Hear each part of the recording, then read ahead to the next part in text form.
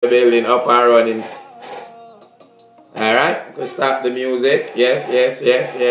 Alright, we're up and running on YouTube now too. So like and share, people. Yes, Chef 360 in the building. Jolly. Wagwan, Erica Johnson. Jolly Smart in the building. Trina, you good? The police are sick. Sometime that too. Tell me say Trina. Police them sick too. Them a human being too. So them can have mental sickness too. But all heap of we black people have it, like it or not. Lot of the family them is something that them embarrassed about. Them shame. You know. Them who don't want to carry one of them young ones for get help. Because them scared with some other black people in them community or even in them family, the negative reaction that going to come. So a lot of these people go untreated, get neglected. Excuse me, I don't know about that. You see what I'm saying? Real talk. And through me work with people like this for over 10 years. Me have good experience. All these time, you know, people could get abused. Big up me YouTube people, them up and running. Move the water bottle out on the face. Car. Not just abuse. A lot of people with mental illness, when me find out, them also have other sickness. Like, you know, cancer, diabetes. So, you know, it's always, you know, something always, you know, usually not just that alone. So, you know, yeah, usually other things that come with it. And, as we see yesterday, alright, we get have a call. I'm going to answer this call. Alright. Hello. Hi, Ashanti. Good evening, how you doing? I'm good. Is this your live show about mental disorders? Correct. Oh, okay, awesome. So I was trying to message you on there about that. So yeah, we could have a conversation on the phone. Okay. So I work as a clinical therapist, so I actually assess and diagnose people with mental disorders. So I thought your topic was very interesting. And also, I am very aware that like the Jamaican community and culture in general, they don't really know much about it, or they're not even aware. I know that. And in most cases, they just think that it's, you know, it's cool if somebody acts crazy, or, you know, what they said. A mad boy, that a madman. Right. And so I've written me and my colleagues have written a lot of academic papers about mental disorders, and we're working on getting some submitted to academic journals for publication. So I thought that it would be a good idea for me to start writing about Jamaica and mental disorders, you know, and trying to get the material out there, because to Jamaica in particular, because I think that it's just lacking.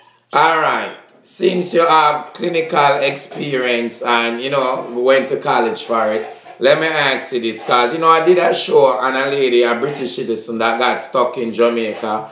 And, you know, obviously, you know, you could see that she have mental sickness. But from the comments, a lot of the people, you know, was rather mean and stuff. And I could see that a lot of them never understand what it is. Because a lot of us from the Caribbean, them just think a madman on the road were dirty. Them just know about dirty madman. That's what them think is mental sickness alone in their head. So could you explain a little bit more how mental sickness cover a lot of grounds and it's really wide? Yes, that is a good point, because like I grew up in Jamaica. I'm actually from Portland, and I know in Port Antonio, growing up, going to Titchfield, I used to see in the town a lot of what they call madmen there. You know, they're dirty, they smell bad, nobody wants to go close to them, and you just don't mess with them because you know they're disturbed and they're not responsible for their actions, right? But what people are not aware of is that there are other people that function well. They seem to be functioning, you know, they have jobs, they have families, but they have mental disorders, right?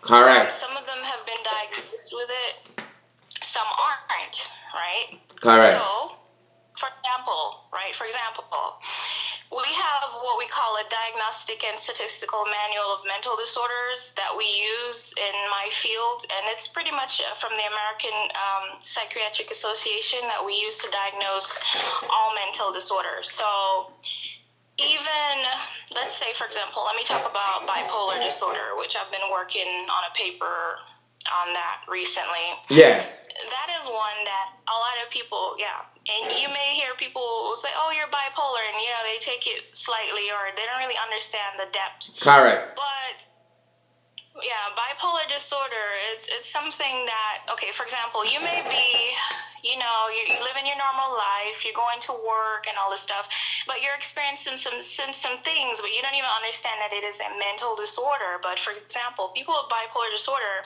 they'll go through phases where they're depressed. You feel down. You lack energy. You know, you can't really. You don't want to go to work. You don't want to see sunlight. That kind of stuff. And it can happen for Carla, a few days, a few weeks, or. Carla, stick a pin right there. Cause one thing, well, a lot of people don't realize though, that the weather could play a big part. What that's called, sad or something like that. Yeah, like the weather can actually control how people mood. If the day is bleaky, a lot of people have a bad day or go off. Yeah, like my father, he tells me he has like seasonal depression, you know, where his depression comes on in the wintertime kind of thing, you know. So yeah, but like with bipolar, you know, you'll be going through that for a while. It depends on the type because they have different types. Within the bipolar disorder, there are different levels. There's bipolar 1, which is most severe, bipolar 2, then you have some different types, but what's happening is that you may find yourself feeling depressed or blue for no real reason, and you're just down, you lack energy, you're not interested in the things you're normally interested in. And it could be a mild depression, and then where you get out of that, or it could be severe to the point where a lot of suicides have happened because people have major depression to the point that the only way they feel they can end the torture and the suffering they're enduring is to take their lives, right? Then bipolar disorder has another side to where you could be experiencing what we call mania. That is an extreme high or euphoric feeling where you may go out and do things that you don't normally do, like excessive spending, shopping sprees, or indulging in like risky sexual behaviors, these kind of things that kind of like fuel that high that you're feeling, and you feel like you're on top of the world, nothing can stop you, and then it drops, you know. So and we diagnose it depending on how frequent it is and how long you're experiencing these different ranges of the disorder. Yes. Will help us diagnose what type you have. And you have some people that have cyclic. It's like it comes and goes. Like they experience it the different ranges within a few days or a day.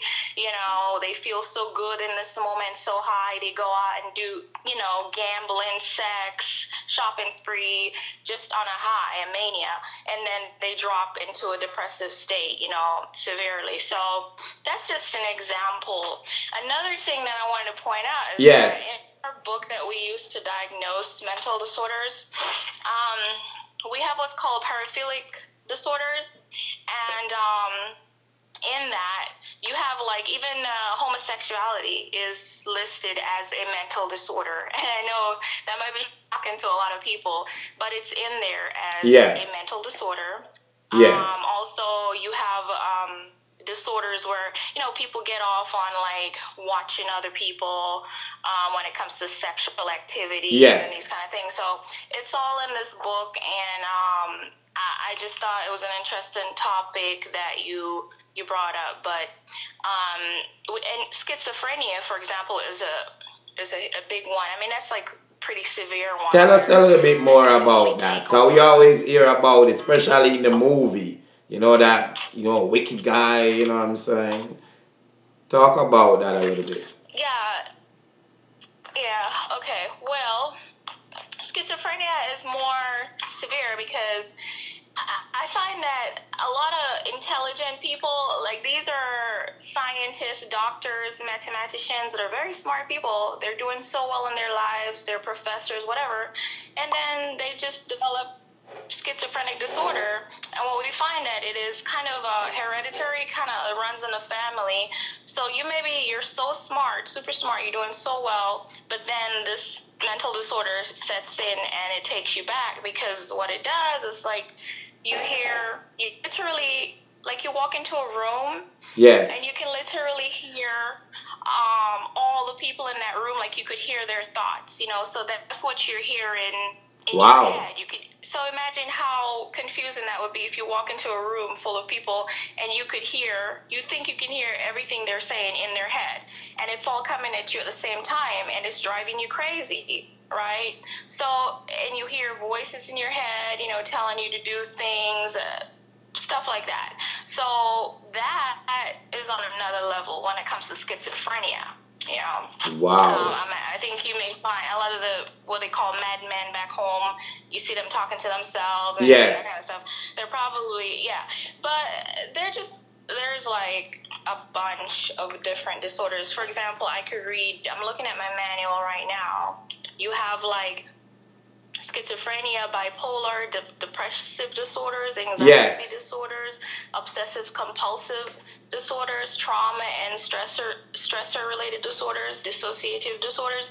Dissociative disorders, you know what they call multiple personality, right? Yes. They renamed it now to call it dissociative disorders. But for example, I like this lady, and this is no disrespect to her or anybody at all, because I respect everybody. But for example, when you see some people that we even watch on social media, yes, we all know who it is, right? Yes. And you see where she's able to come on one day and tell you, "I'm Mona Lisa." Yes. And the next day she's like, "I'm lip gloss."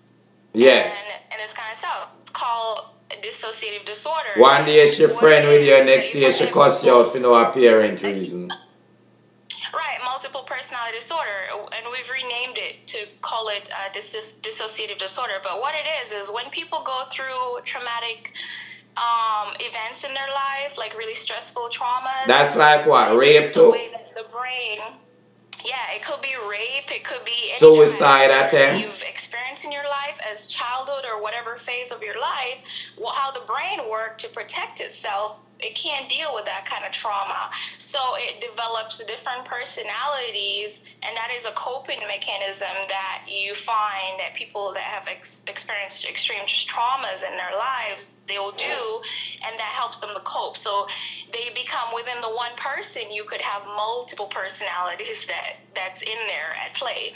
And you find these people are very entertaining, actually. Yeah, because she said she have actually 13 personalities. Yeah. So you see, that's another example of that. Mm-hmm. Let me ask you something though. Some of these personality could lead them to like doing crime or stuff. They snapping the next person or something like that. Oh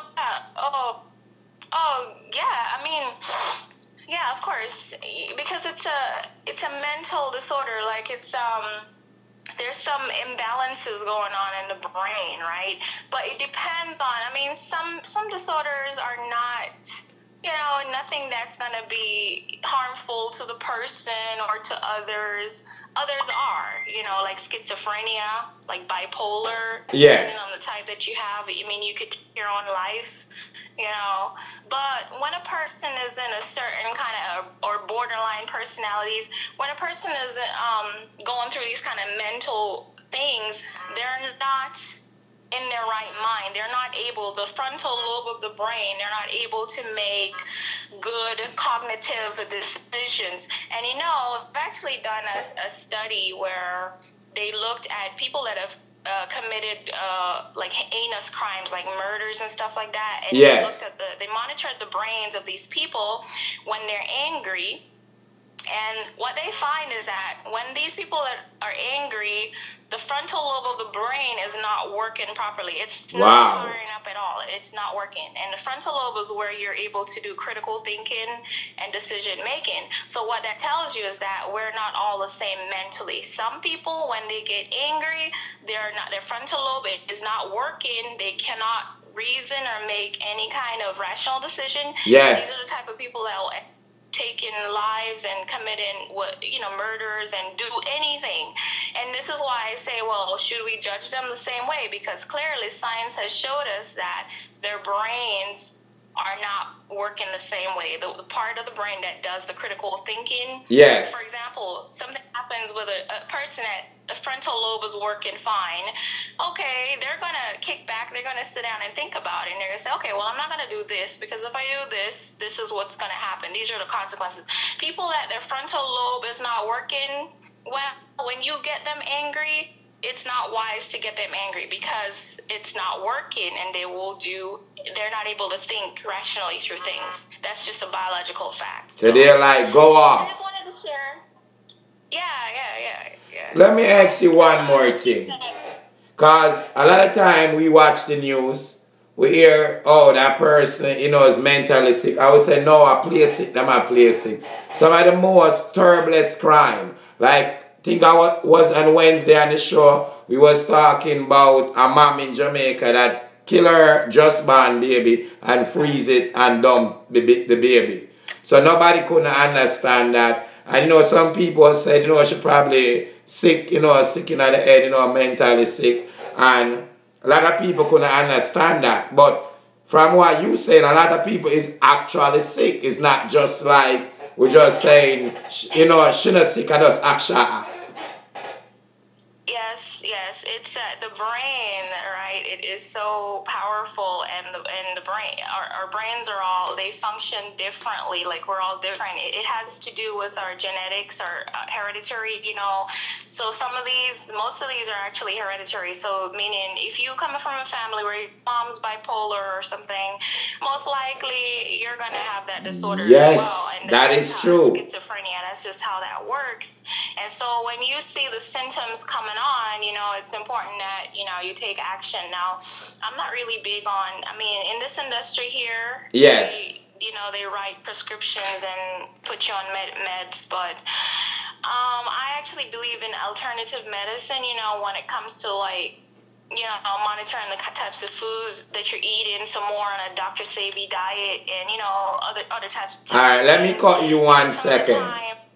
I'm a strong believer in don't take medication, the medication used to work with them, and so I do to a lot of the patient them, or with, from speech to everything. But don't you think that some people have to get that balance and the only way is through medication? Like some people, the problem is so big though?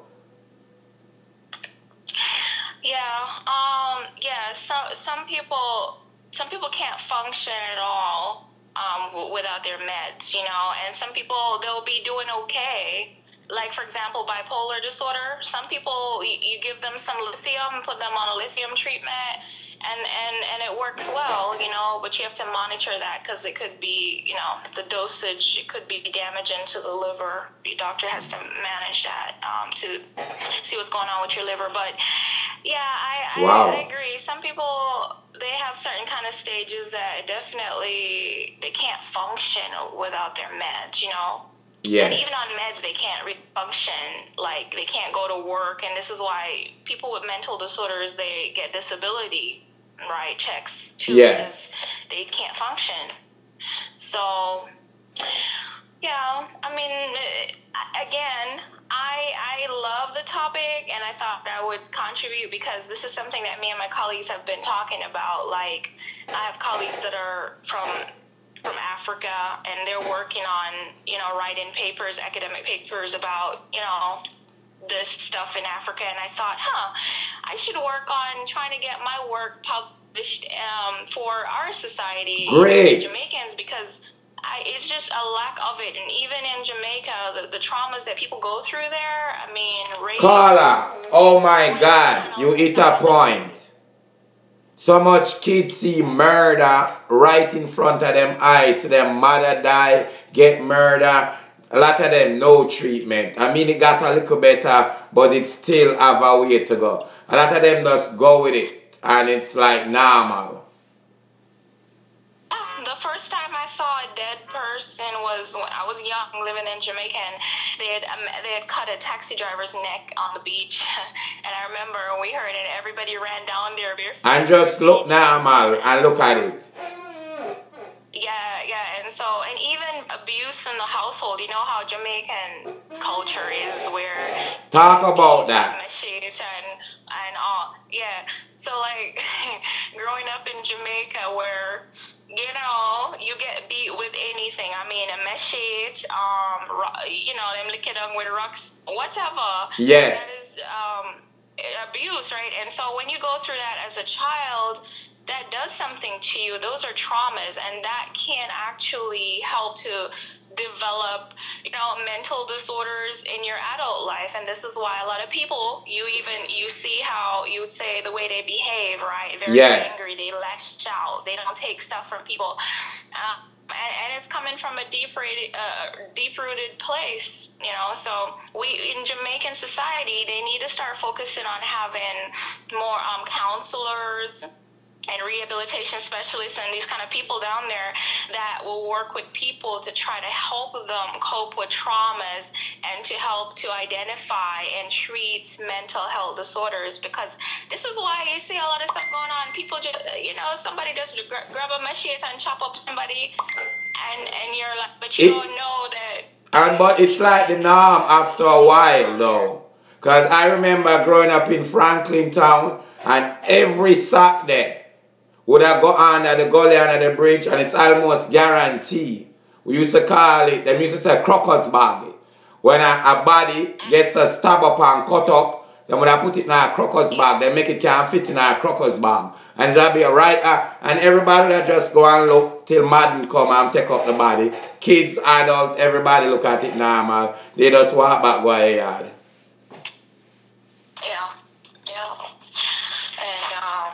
It's a problem. So it's something, good topic, and it's something. Carla, one more thing before you go, come. I love your knowledge. One more thing.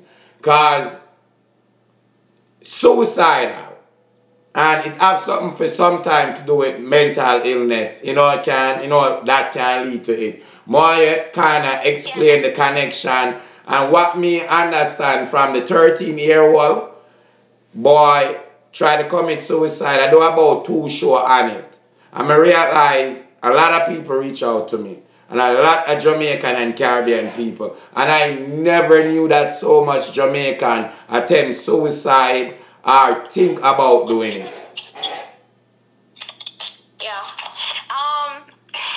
Yes. And you know what, too? That there is a certain stigma to it. For example, I know someone that they were having those kind of feelings, and from time to time, for example, people that, when we're diagnosing things, we don't just look at, how you feel today. No, I'm going to ask you, how long has this been going on? I'm going to ask you about your childhood. I'm going to want to see, because there's some people that they've been having these feelings since they were young children, Yes. Like they don't want to be here anymore. They want to kill themselves. And if there was a way they could do it, or for whatever reason they probably didn't do it, but many have done it. But that in itself, for example, I told you about bipolar disorder. Yes.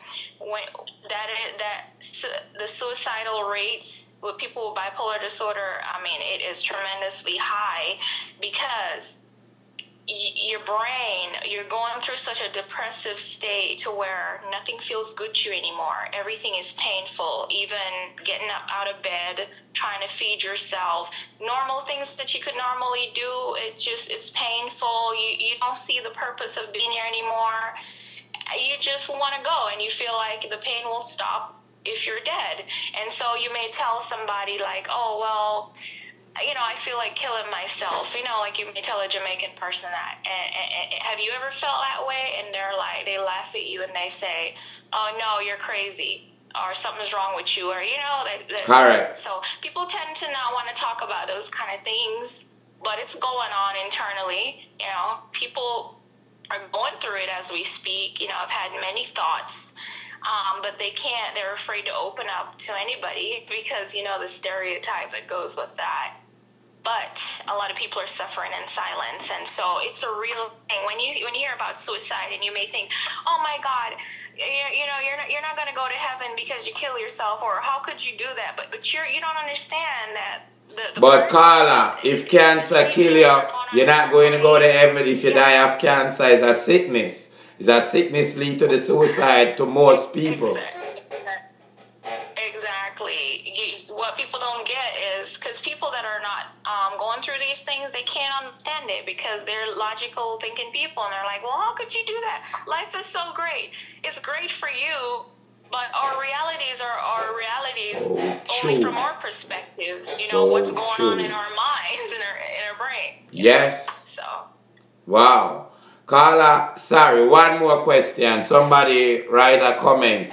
They want to know if marijuana could help with mental illness. Okay, so I've done some research about the marijuana. I actually did a research comparing marijuana and alcohol or whatever. I found that marijuana, it's just a natural plant, a herb that's been used for centuries among different types of people. It actually came to Jamaica through the Indians, that brought it there. And then, the people back then, they had slavery going on, whatever, they started using the plant. And then, the whole history with the Rastafarian movement and all the stuff.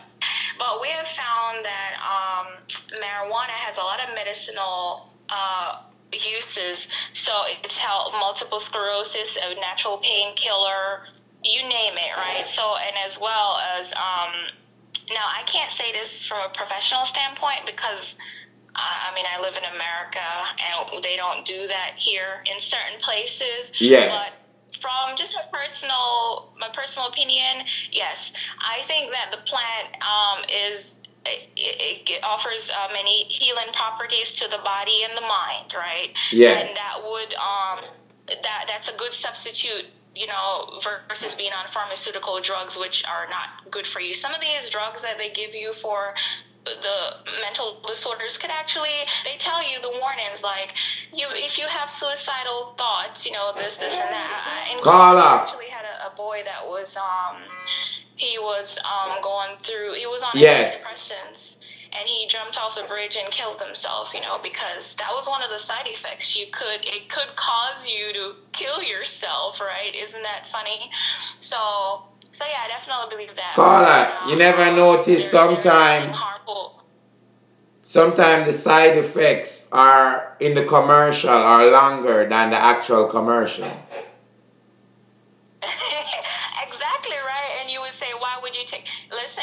So I would say marijuana as a natural herb, I've never heard of it hurting anybody. I know alcohol kills your liver. It's terrible for you, but they tell you that you could buy as much as you want, drink as much as you want. You're poisoning yourself. You're killing yourself. That's not good for you. The natural herb, and this is why the pharmaceutical industry fights. Thank you to touch it. I don't want to ask you. There's a lot of business when the people are awakened. Carla. They see that. Could you explain? These painkillers, or I don't need this, because it's not good for you. No. Carla, that's just my personal opinion, but could you explain how strong the pharmaceutical lobby group is? It's possible as strong as the gun lobby group are stronger. That. Oh, definitely. And they don't want marijuana to be legal in any shape or form. Definitely, definitely. Again, marijuana, it is, and some of the states are catching on, like Colorado, Correct. California, they have medicinal marijuana that is legal, right? But the research that I've done has shown me, like, the history of, in America, how they started to make it seem as a marijuana look like it's a demon or it's bad, and it started with it was a detective guy in Chicago. I think his name was Anslinger. Yes. It was from a standpoint, like he was saying to the American people that, hey, when the Mexicans and the blacks smoke this, then they somehow have enough guts to approach a white woman, and all of these kind of racist, stupid things that they came with, and they attacked it on that level, and they went deeper and deeper, and then they made it illegal, which is totally a bunch of garbage from my perspective. There's totally nothing wrong with it. Again, it grows from the earth. It's a herb, But again, everything in what you say do everything minimally. Like, Correct. I'm not recommending that you sit there and just smoke your life away all day, every day. Not at all. But you can use it as a medicine and also for recreational purposes. But, you need to monitor how you're doing that. So. Yes. Caller, thank you so much. I'm going to ask you something. It's possible you could watch the show a little bit more. And, cause probably, a lot of people going to call in. Cause people do go through it. And possible you could call back later, and, that would be so lovely of you. And explain some of the stuff that's going on. Yeah. You have my number. This is actually a new number for me, but I was using another number. I've talked to you before. I know you real good. Nope. That was so great of you. I do appreciate it. Thank you so much. All the viewers appreciate it. I know we just learned something. That was nice of you. Thank you, my caller. Appreciate it. You're welcome. All right. Bye. That was great. Wasn't it? Well, I learned. Mishka Wagwan. Yeah, I do it. Mishka, share up. Invite people, share, invite. These are the show. I have 176 people. I don't have 176 share. These are the show I would allow for people to share. When I'm not cursing, when I'm trying to teach. Yes, my brothers and sisters, something that's bothering our community. And it's causing a lot of us to lose our life. And it's something that we have to face and talk about. Because a lot of people go through it. Anybody who want to call, as I said before, I don't want nobody to call people mad and local and them something. It's a sickness. Just like how anybody else have cancer, diabetes, or any other type of sickness. It's a sickness. And it comes in different shape or form. It's not just boxing in like what most Jamaicans think. Like it's just boxing to that madman, what we call madman, and I walk down the street and him in dirty clothes and smell bad. A lot of us boxing that as somebody with mental sickness or somebody like how we in a movie strapped down to a seat and a act. That a lot of us. But trust me, you have people who function in society, go to work, have kids, and them have a sickness. I'm going to tell you something. A lot of people are going to vex now the Sunday. But I have no problem with church, Because a lot of time, I love church. A lot of time, church is like a hospital. A lot of sick people. And I'm not lying. People who have got through it, got through hard time, it affect them, been through some things, and then feel like the church can't be there for them. So me like to think of church like a hospital for sick people. Some people are disagree with me, but to each his own. You're a shock to know how much sick people going to church. And it's no disrespect or nothing. Because only for sick people work with us, up and down with us, in our family. If we know or not, it is a reality. As in mentally sick. And a real talk. We watch some of them on social media too. They call us a multi-personality. They have a new name for it now. And I'm not a joke. Real talk. And you know we, madman, crazy. Hey crazy boy. You do too much of this, you smoke too much, you do this. But some people have a real sickness. Imagine, just say the kids alone in Jamaica, how much trauma them go through, I grow up. Why you think them possible so tough, I grow up, and willing to do certain things. A lot of them grow up with sickness, and them turn criminal. And that it turn out to be sometime. And all of them walk up and down in a dirty clothes down the road, where we boxing and think that's, you know, that's, them two part, there's just a little part of mental sickness me just talk about. You know what I say?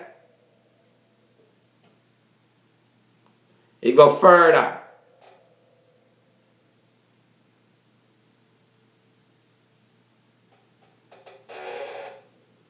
People that has been raped, molested, them know what I'm talking about. Them go through it. Sometimes it lead for suicide attempt to them, for them. You know, people that just been through hardship in life, people see murder, lose them family member. Just think of it as my talk. How much of this go on a daily basis on a small island like Jamaica. So just think the devastation of our one. How much lady get raped and never get a treatment in them day of them life. You think of that? Some man I watch me now, we get raped and molested by family member, family friend. And the mother never pay no attention to it, never believe, you know. Nobody never believe, you know. Parents turn on the back pan because mother get money from man. And it lead to things. As the caller said before, lead to ladies probably, as well officers sleeping around, have more than one man or a whole heap of man. And a whole heap of we just look upon them or prostitute, we call them old bitch. And it come from somewhere. And a sickness. So, we all understand and get a good understanding of that. And I realized it yesterday on the show that, you know, with the British citizen that, you know, get basically trapped at Jamaica and need help getting out. I realized a lot of the people is not familiar with it. Because I realized through the man came on the program and him could have talked good and answer the question. A whole heap of people don't realize that, you know, probably through me used to work with, you know, people that are mentally sick. Say, him have a problem, so me recognize it. You understand? And me like deal with facts and solve problem. And some things are just obvious. I'm not a doctor, I can't diagnose this, but some things are just obvious. I know I watched the video yesterday with the lady from England. When the video started, she was saying she hungry, she not eat. Well, even myself, I'm not going to be alive, that I wonder what was going on. Well, if I think it was an act. But believe you me, it's not an act. What we don't know, you know, and what me know. Sometimes when you have the mental sickness there, you become like a child. That lady, she faced hunger a lot.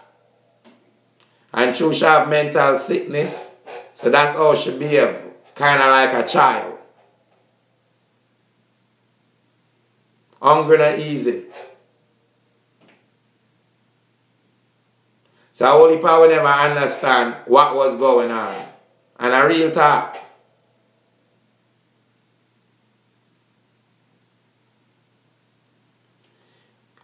Alright. Holy Power can use even when say a grandmother or an elder person in our community.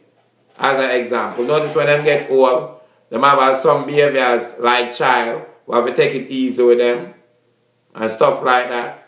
Some look at things them say kind of funny, like how a child would give a joke and you laugh, and you like when granny say want to look at sweet something. Yeah, something like that. So we have to be careful. Let me say sometimes people lose them kids. It lead to that, suicide. Most of we see the video with the lady yesterday, possible could I tell, say, you know, she have a sickness. Somehow couldn't tell.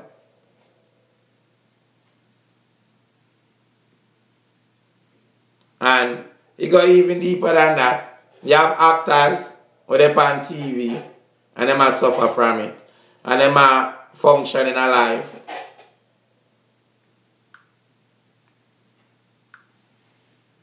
So as we say, people,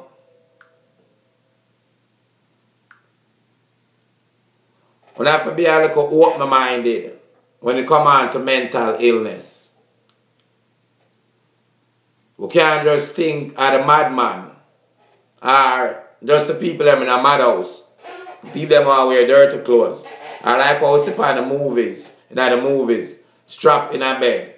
Not saying those are not some of them, but way more wider spread. And some of the things them on me just telling them. Not telling for God diagnose nobody. But when they know say what family and friends and what the caller was talking about that go through these stuff.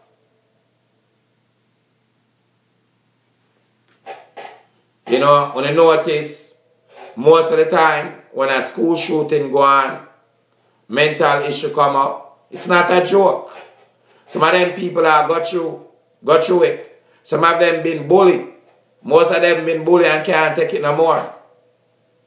And as the caller said, if we was listening, she explained why it happened and was shut off in the brains and not working. A lot of these people been bullied. I know kids are scared to take the school bus because of bullying. And some people bully people upon them job. Make people even scared for go upon them work. Some of us familiar with the internet bullying.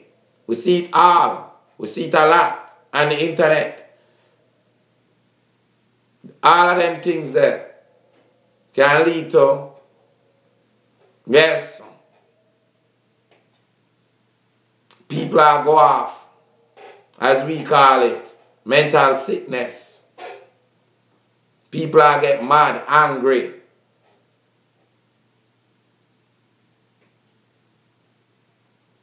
Big up my YouTube people, share back on Facebook. People, if you like the show, I want to share one more time. As I say, even if the whole story is not correct, one thing for sure, the lady is a British citizen. Next thing for sure, them do need help. Them do have a food problem. Nobody now asks money for help them. She do need help, which I volunteer for help. And help get her, you know, see if she can get her passport, bring her to the consulate and do all of the necessary things. May I tell you something what's sad? Where, I'm going to show the tape. I'm going to show you something that was so sad. When I don't know if Uma Chano who watch the tape realize this. I'm going to tell you something that was so sad. Let me show the video again with the lady from England.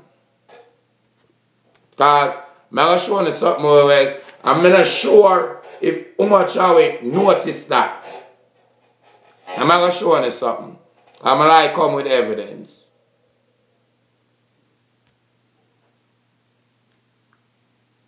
This is the life that we are living, and we are just preach it out now. If we should die today, you all know what's going on. That's the lady, the England citizen. YouTube, Osh, I'm going to make you see.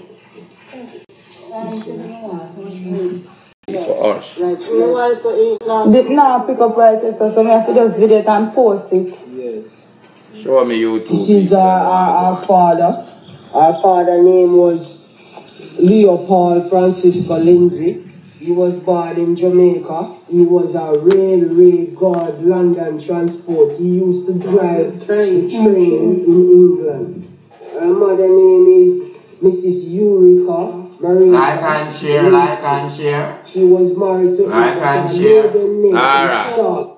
So that was a video, you know, part of the show yesterday from the video. Where they go around. You know, most of we can tell from the video that the lady have a problem.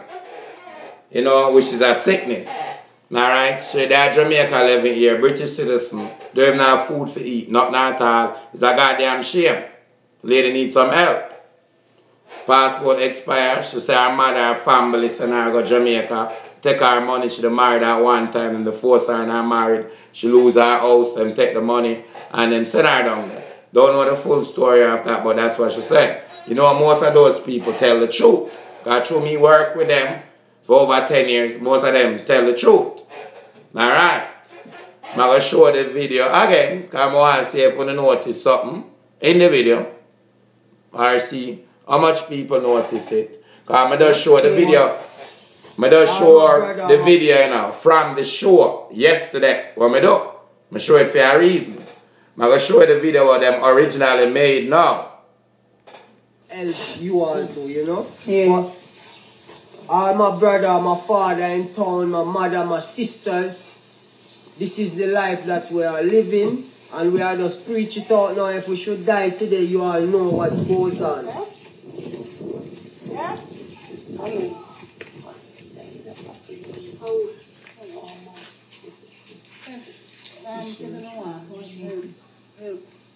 We need your help, please. This is One day, man, if you come out of the yard, I'm going to do it on live. Because through my Wi-Fi now pick up yourself, do it on live. yeah. Live video. Did not pick up right so me have to just video it and post it. Yes.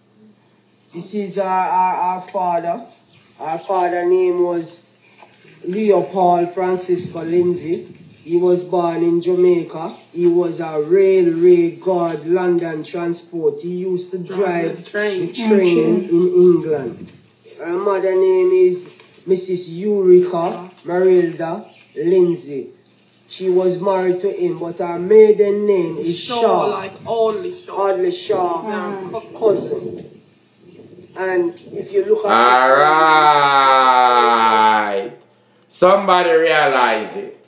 Trisha, are you win the money first? Alright. Somebody realized that she was in the same dress which time when they made the original video. The same dress. When you notice she come out, you know. The original video was made, I think, April the 4th. When you notice now, the same dress. I noticed it from yesterday. And I asked about it. You know why she wear the same dress? Because she only have one dress. She only have one dress.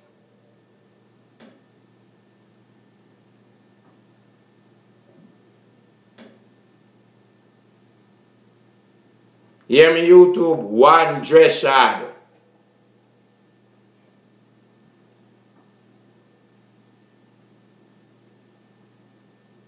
So I realize I forget that lady a little more, not just a bag of grocery. I forget her 2 dresses and some clothes to wear. You know I'm telling you something more sad? I'm not make up none for nobody feel sad for her. Because only people in England need to help the lady and help her quick. And me's a realist, so me I gotta start it as it is. The lady never even have an underwear. Because she don't have none.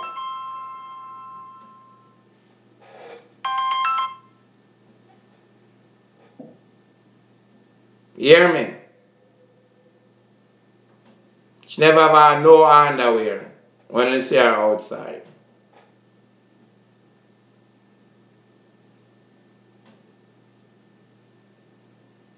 And obviously, there's somebody suffering from mental illness. And that's how we treat people like that. We treat them better than that. I always see some little things, you know. That's why I'm there, so. I always notice some things. That's my job. I'm there for the hype. They have to help people and make them move forward with their life. All the people watch the video and none of you never see that, miss that.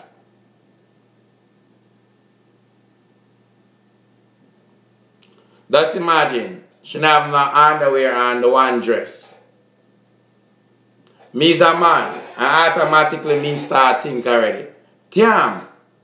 What she do when she see her period at the end of the month?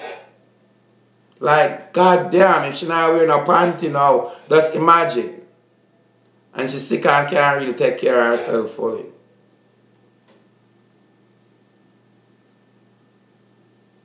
Plus the pain of that, and the pain of hunger. Ladies, you know when you get on a cramp, when you're sick, imagine that with hunger. And you have the things that are going on in your head. We don't know how to deal with it. Hear all different type of voice at times.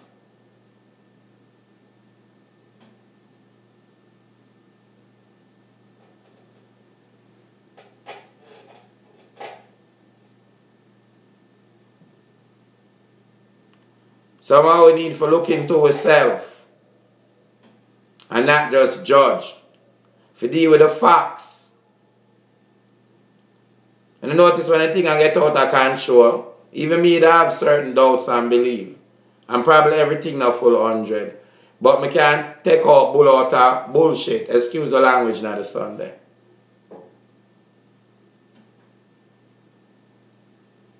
And if you're any decent human being in a society, you'd have a heart and a conscience. And I look upon people different that have mental illness. They're not far from me. Some of them are our family right now. Some of them are our friends, our co-workers, customers at our business, coming every day. Time that man in the dirty clothes where you look down pan and have him at the pier walk on the yard and you barely give him $1 and you call him mad, if you think twice the next time, treat him a little better.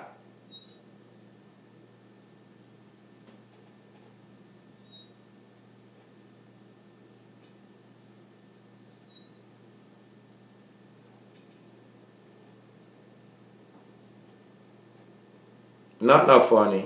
No, it's a wrong button you press, but not at all funny about this. Like and share, them show you enough for share. I have over 200 people, I have 200 share. I'm there I cuss out people, them show you enough for share. And them video enough for send viral, and not the bag of garbage. But me all do on this sometime. Things are going to help a community, help a people. It's a time and place for everything. So let's share this stuff.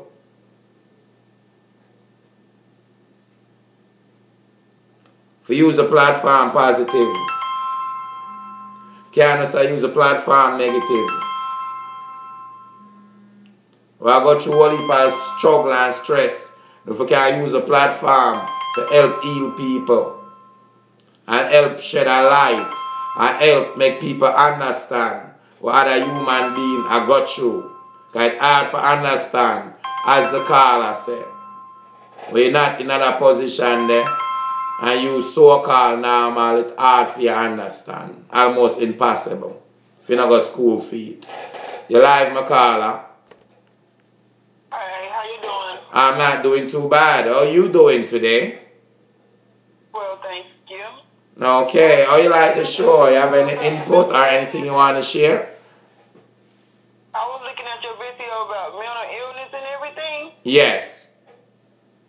My son is mentally challenged. Who is mentally challenged? My son. Okay. There's no way in God's green earth I would send him nowhere. When I say nowhere, I mean nowhere. Yes. Because you know your son have special needs. Some of the time only you can deal with them needs because people not going to have the patience and the time. The patience, they see him, they think he's fine because he looks fine, but he was, okay, a little bit about his story was he was premature and he had to be on a breathing machine for the first 2 years of his life. He would just stop breathing. Yes. Wow. He's looking at you like, stop breathing. So now he has a mental, he's slow, he's developmentally delayed, and then they found out he's ADD and bipolar. But at all right. Time, there's no way. Carla. I ship my child. I don't care where I'm from. I'm not sending my child nowhere other than with me. I love that, Carla. Carla, you just talk a few diagnoses that your son have. That's what I tell the people and before. When you have a mental sickness, usually you have other stuff that come with it. It's not just one. Not just one. Thank you, Carla. So, Carla, as a mom that have a child with mental sickness, could you tell us some of the things you got through as a parent, you know, what you struggle with and, you know, taking care of a child with special need, what you got through and, you know, how society and your family treat you. You know, let us just give us an insight. When it comes to my family has always been there. Because Great. I was the only girl with 3 brothers that I grew up with. But for my family, they're there. I'm from a small town, so they're there. Great. When we move to a larger place, they look at us like we're crazy. They don't understand the relationship. I know how to deal with him.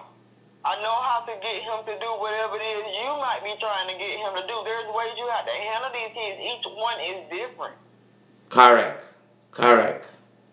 And then trying to get help for him, he's 23 now. He's 23, so a lot of the programs that they have in the town where I'm at now are for children 17 and younger. Once they turn 18, it's hard to get them in the place. So, Carla. Been there for a while. Carla, what I realize, that's a problem in our community, you know. Because what I realize, if you can't continue to get the help and do your stuff that you do, and you get to lose that, you will break down and you get sick more. And it will affect you and make you go off and do stuff. Yeah, it's hard. It's extremely hard. I've lost jobs because I've left my job to take care of my child. Because if I'm not going to be there to take care of my child, who will? Wow. Wow. And now he has a brother that's 17 years old. He's already stepping up saying, Mom, you getting too old for this. I need to go on and learn how to deal. I know how to get him to do what he needs to do, but I need to learn what I need to tell these people when I take him to the doctor. You need a break. You need somebody to help you. You need backup. God bless your son, man. 17-year-old child. You know, trying to help his mom and his brother. That's great, man. Wow, that's good. And it's, when I say it's hard, especially when you're a single parent. And the dad, my oldest son, God bless the dead, his father passed away. He had a heart attack. Wow. Wow. When I say it's hard, it's hard. Wow. Wow. It's just like now they're starting to do unisex restrooms. Now he does good going to the restroom by himself, but some of the time I have to be like, hey partner, did you do this right here? Oh, I forgot. So let me go take this bag in here and go deal with whatever problems we got to deal with. And guys used to look at me like, why are you coming out of the men's bathroom? That's my child. He need my help. That's a grown man. No, that's a grown man trapped in a child's body. That's what that is. Wow. Wow. Now, I have run into some strangers okay, we're out to eat, and they do have a family restroom. If the family restroom was busy, some of the waiters have picked up and noticed, or they went through the same thing. Don't worry about mine, I got this. Come on, we're finna gonna do what we got to do. We ain't got to wait on this one right here. I'ma help you. Let me ask you something. How do people, me know him, you said he look normal, like a normal person, but when people find out, or if they do find out that he got a sickness, or, you know, them treat him good still? Or do you go through any problem with that, people being prejudiced against him because of his sickness? For the most part, people still treat him good, but when some people find out, they try and use it against him. Yes.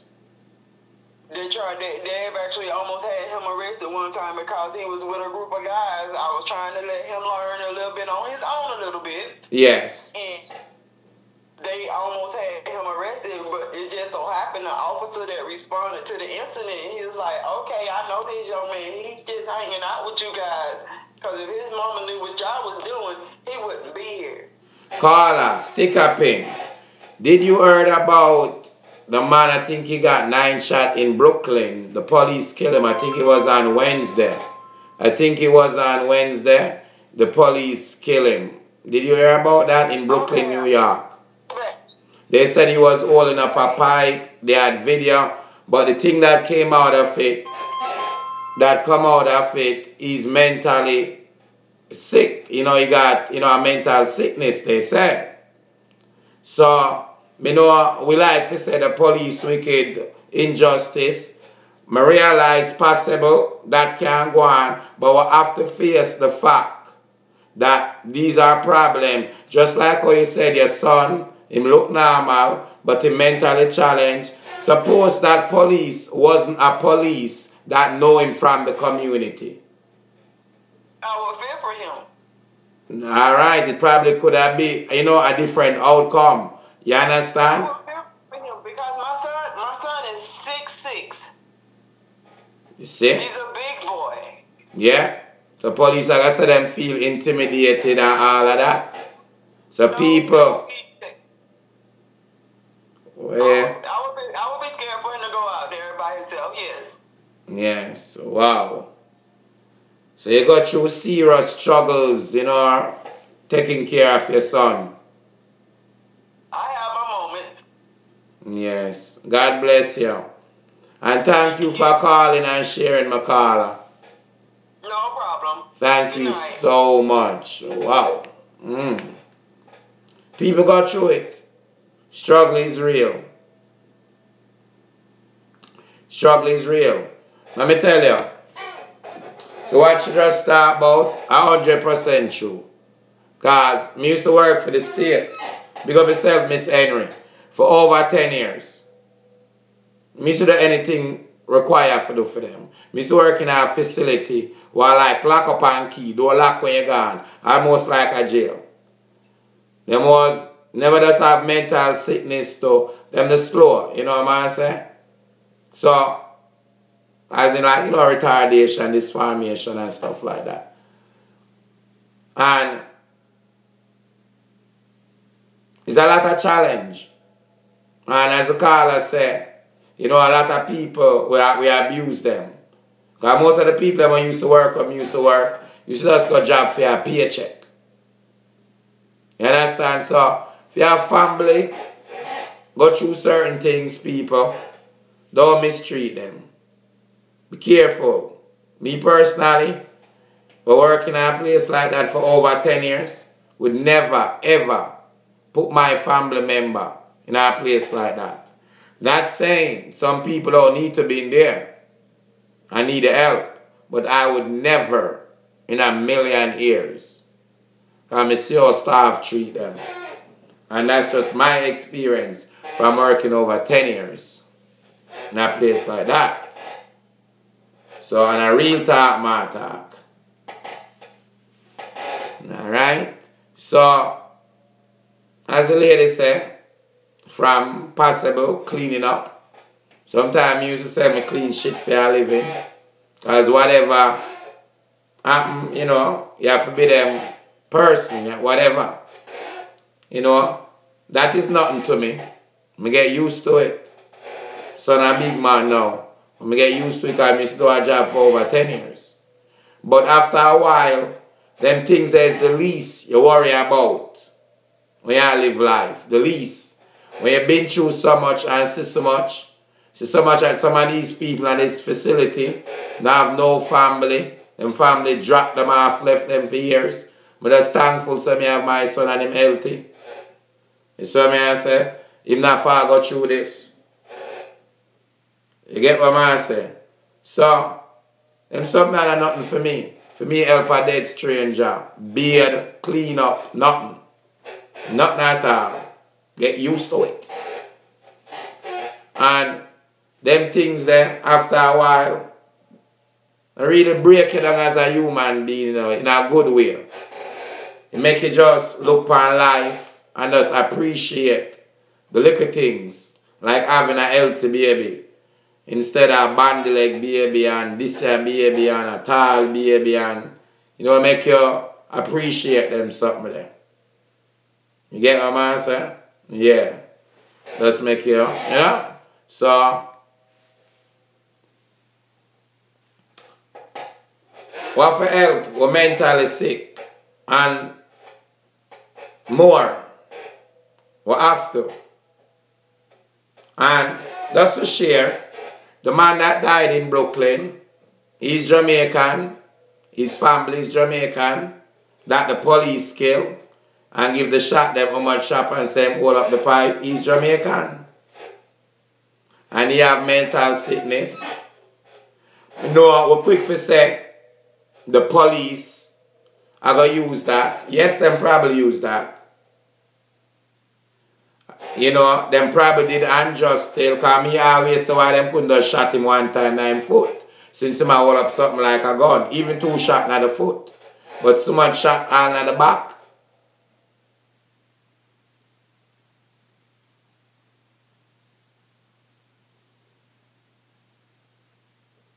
But we have to realize to say these are issues in our community that we haven't been talking about and facing for years.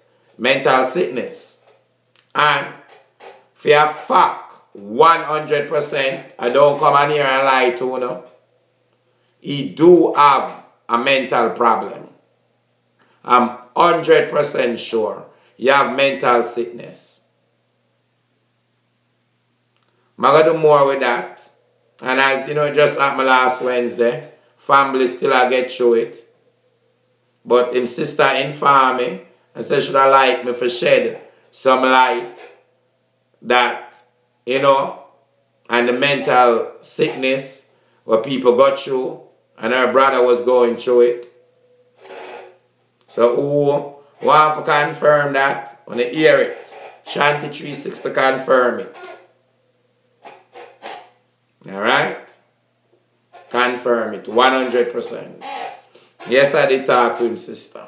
We don't want to hear. Alright? Show I get bigger. I reach out to bigger audience. More people are watching. So I'm have to cut up the foolishness.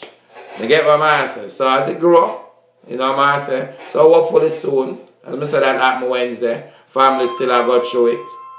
You know what I'm saying? And next thing, come on, answer that caller, yeah. Caller, you live? Okay, Ashanti. Yes. I just spoke to my mother, right? She's still downtown. So I tell her about the situation with the lady. Yes. So she's going to buy the pack of panty tomorrow and give it to my brother because my brother selling a St. Thomas. So I need to get a number for the lady or the guy. Munchie, listen. I'm going to call you with our size and thing. I'm going to call you and talk some more. Because I probably can send something else.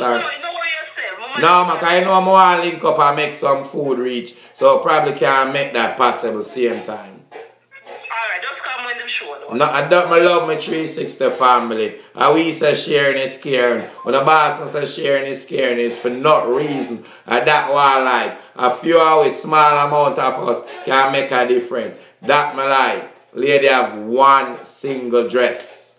And that went noticed by how much thousands of us watching. Over 36,000 views. I never realized I'm going to show the video. So when she come live on the video, she had on the same dress that she had on from April the 4th. Not that she don't bathe, although they don't have running water. Or they don't have light where they live. Like most of us. Because she only have one dress. Not trying to put her down or anything. But just imagine having no underwear to wear, ladies. Imagine having no pad for use. And no money for buy it. And you have mental sickness on top of it. Melody Johns, big up yourself. Shirley, I just coming on, what are we talking about? Mental sickness. So people, as me say, we have to be careful how we deal with people. Because a lot of people have mental sickness. And this is not a joke. So the clinical lady came on the phone and she talked about it. She shows different diagnosis and all that. Hopefully, she'll get to join us again on the show before the show is over. Next thing, what me I gonna say, with the police them and killing our people and, you know, kill off for black youth them. What me I gonna say about that?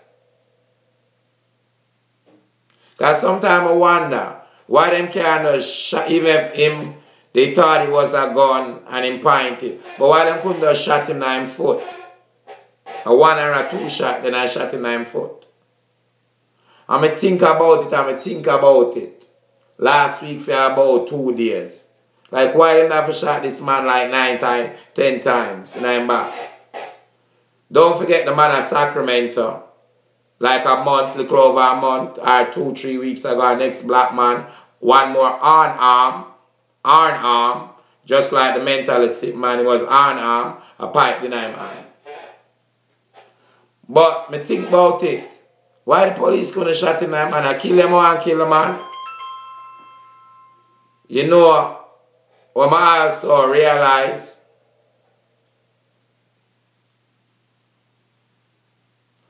how much time, whoever got to a gun range, whoever got to a gun range that watching the program, any police officer, citizen who got to a gun range,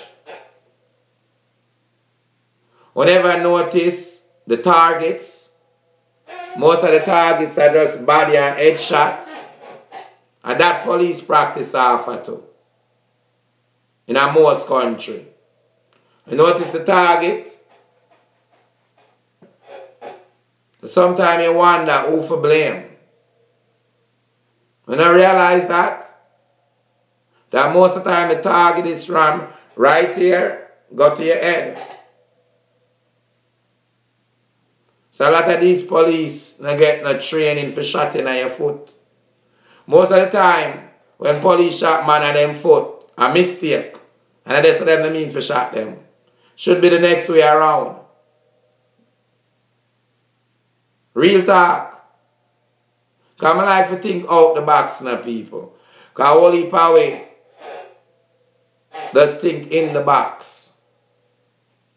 Small-minded. Sometimes you must say, what if? Why, where? Use the 5 whys. What if? Just think a little bit. Wonder how that gets started. Wonder why. You're live. How you doing, my caller? What's up? I'm going to say this. I have a lot of family members that are police officers currently and some that are retired. They all are not ordered to shoot to kill. That situation on Wednesday was a police that didn't know him because it was a white detective that shot him. The call that they got was a man with a gun, whatever the case may be. Had he knew him, he would have talked to him. My cousins is police. I have a state troop in my family. I have regular police. I have detectives that go kick in your door. Yes. You understand? And they're not all trained to shoot to kill. However, they dealt with that situation. Me personally, as a person that have police members as family members, yes, they dealt with it wrong. You understand what I'm saying? They dealt with it wrong. They just came with the intention to stop him. Let me ask you something to Carla. With all fairness, because you from a police background, so you have an insight, because you have police family. So let me get a little insight from you. With all fairness, you know, to the police, let me ask you something. You think part of the problem too is that, like when the calls came in, and a lot of the people in the community was a man with gun appointed upon them. They heard black men. Black men with gun. That's what they heard. All right, thanks for clearing that up. Because it's a white officer that shot him. Not a black officer. A white officer shot him. They heard black men. All right. You understand? Yes. The word black, that said it all. That set the tone to how they came to the situation. Carla, you understand? I like that. You said the tone. Explain to people what you mean the tone, because a lot of them don't explain. When you say that set the tone, explain a little bit what you mean. They wasn't coming with the intention to talk. They just was coming with the intention to stop. You understand? Look at the boy that killed the 17 kids in the school. You understand? Look at that white boy. 2 police was outside and they never did nothing. Exactly. So they heard white male. They didn't hear black man. Because had they heard black man, they would have ran in that school. But they heard white male. And that's the problem. They come into these communities, they don't know our people. They don't live there, they don't talk like us, they don't eat with us, they don't talk to us, they don't try to get us to know us. Only time when them arrest us, shooting us, we see them. Or them kill we, shoot we. And exactly, they fear us. Yes, we only see them in a negative situation. It makes no sense. Instead of them, that situation, because believe it or not, that young man is my daughter's boyfriend, cousin, and he's in Japan, overseas. He wants to come back. And his mother said, with everything that's going on, don't come. He's overseas fighting for the country. So you can imagine what's going through his mind. Wow. As a soldier. You understand? Yes. As a Marine. He's out saying, I'm here fighting for this country, and they just killed my cousin. Wow. Wow. He is totally, I just asked her, how is he doing? She said, he's okay. And him a fight for people freedom overseas while his own family get killed by law enforcement. These police, it's just sad. They don't take the time. When they hear black, that's all they need to hear is black. That word black male, black man, it sets the tone to how they come to a scene, how they deal with a situation, the way, how they, just say, okay, this is what we do when we get there. Because how you get out the car, you jump out, you never said put your hands up, you never said stop. You never gave him any verbal commands. You just started shooting him. Then when y'all the shoot was a dirty shoot, because if you see the video on Facebook, you can see when after they shot him and they realized it was a dirty shoot, they tried to save his life. How many of them would have stopped to try to save his life? By then it was already too late. Wow. It was already too late. If you see the video, they giving him CPR on the video, but he bleeding so much from all the shots. It was nothing they could do for him. Because the moment he died, when his legs was up, he was good. You see, when his legs went down, he died instantly, right there. Because his legs, if you notice, if you see the video, yes, his legs are up and like a sit-up position. And you just see his legs start going down, and then they just fall. He died right there. Wow. So when they took him to Kings County, it was nothing they could do to him. It's just sad. It's just sad. I'm Carla. I'm here as a family member of a police officer with everything that's going on. Yes. I'm here for my cousin. You understand what I'm saying? Because they all lump them, everybody lumped them in and said all police are the same. No, not all police are the same. No, correct. police come out from the suburb from Long Island, New Jersey, this place, that place. My cousin live in the ghetto. So them not from our community that they serving. So they not familiar with the people. They don't know the people them struggle and what them got through. You're absolutely right. You're absolutely right. And that's the sad part. They say, oh, communicate with the police. Talk to the police. Talk to them and say what? For the time, if you get pulled over by a white cop, you tell me, what's his attitude when he pull you over? Whose car is this? License and registration. They're talking to you nasty from the time they pull you over. But mind you, they already ran your place. Correct. You understand? They got ran your place so they know who you are. So when they jump out the car on you, license and registration. And they're doing that in front of your family, your kids, everything. Disrespecting you straight. That's disrespecting you. It's no, hello, good evening, sir. Do you know why I'm pulling you over? License and registration. That's how they talk to you. You're looking like, really? Yes, yes. But the attitude is nasty. They're just nasty. And it's not the black officers. You do have, let me get it right. You do have your nasty black officers. Yes. But then you have the majority of, say, 100% of the, like 70% of the white police force, they nasty. Correct. Nasty for no reason. Correct. No reason. Them nasty. No respect to the community them serving. None. You do have your dirty black officers. You do have them. Yes. But it's not as many as the black one, as the white one. It's more majority white than black. Yes. I done had my run-in with black officers, and likewise. They come out and say, "Hi, ma'am, how you doing?" And I'm looking like, "What? Like, what you pulled me over for?" I already cop an attitude. For the time you pull me over, I cop the attitude. Yes. What? You understand? But they'll say it's no reason for you to behave like that. But then you got some of them be like, license and registration. You looking like, take that gun off and let us talk. If you don't have that gun, I bet you a lot of police, but you know, a lot of white police were kids that went to school and got bullied. And when they became cops, yep, they said, "Oh, nobody will ever bully me again." And guess what? A lot of time was black people bully them too. Yeah. Yep. For real. A real talk. This is serious. Real talk. Beat them up at school and stuff like that. So they Trust say me. they're going to be police officers. So when they become police officers, nobody could never do anything to them. Real talk. They got a gun. Real talk. They gotta listen. You see that gun? That's like a passage to kill. Wow. Anybody that comes into their way. Wow. And I feel that wholeheartedly. Wow. Feel that wholeheartedly. That gun for white men, white officers, is a passage to kill. It's a passage to kill.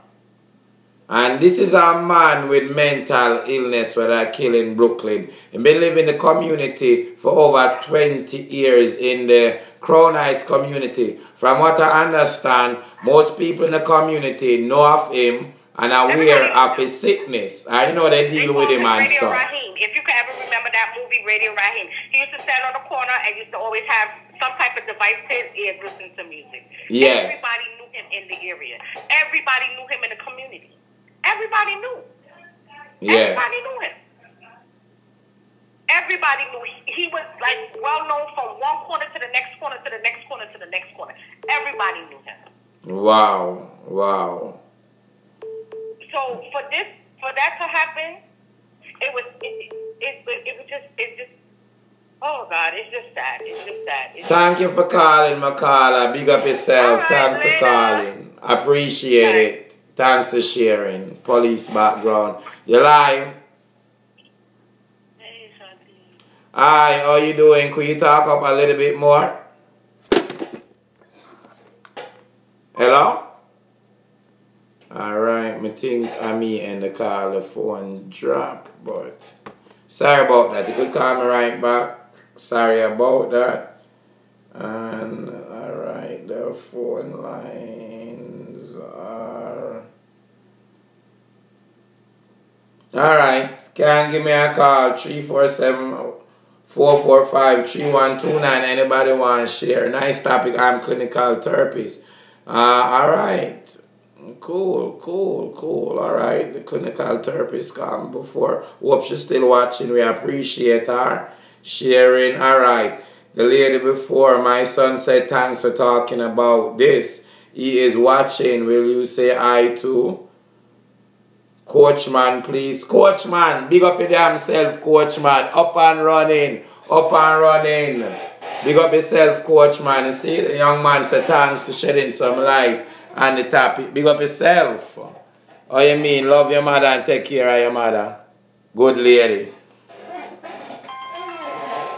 Alright. Our next call's coming in. Alright. Hello, hi, good evening. You're live, my caller. Shandy 360 Show. Hi there. Hi, how you doing? Living with You been watching the show? mental disability. Yeah. Okay, repeat what you just said. Pardon me? No, I never heard what you originally said. I said I am a person, normal person, living with. Wait, excuse me, call. Me soon take a call. I'm there on a WhatsApp call. Please, go ahead. Me soon take a call. Yeah. Go ahead. I said I am a person living with mental disability. Yes. And I heard the show, and I just want to share my lifestyle. Like, I'm a normal person. I counsel people. I suffer from mental illness. I take the medication FXR and Celexa. Okay. Yeah, and I live a normal life. You have you work? I do work. I do counsel people. Yeah, and you have a boyfriend and stuff like that, like everybody else, you know? I do have a boyfriend. Okay. And you live on your own and stuff like that? I do live on my own, and I do pay mortgage. Oh, wow. So you actually own a house and pay your mortgage. Okay, great. Yes, I do own my own home. And my side effects are depression, Yeah. PTSD, anxiety, Wow. and paranoia. Could you, if you're possible, each one of those, could you tell us just a little about each one of them, like what it do to you, how it make you feel, or what you think, you know, as the best you could? Okay. Well, with anxiety, I just get like really anxious. Like if we were going somewhere, I don't like to put my clothes on and sit down. If I ask you a question, I would like you to answer like really fast instead of thinking about it. I just want the answer like right now. I like things going my way, and because of that, I do stay by myself because, you know, I just don't like being around people. Wow. And with my paranoia, in the past, people have stolen a lot from me. So normally, if I'm looking for something in my house, even though nobody has been here, I would start accusing people. Well, it was this person. They stole my dress, or they stole this, or, you know. So those kind of stuff go through my head. 1 second, caller. 1 second. Stick a pin right there. How much of us have that family member or a friend when we round them or them can't find something, them accuse somebody of doing it? How much time that ever happen? A lot of people. Wow. Continue. Continue, caller. With my PTSD, my PTSD is from childhood. Like my mom used to beat me a lot. There was just a lot of beating. I don't really want to accuse my mom. You know, I don't want to put my mom out there, but I got a lot of beating when I was growing up.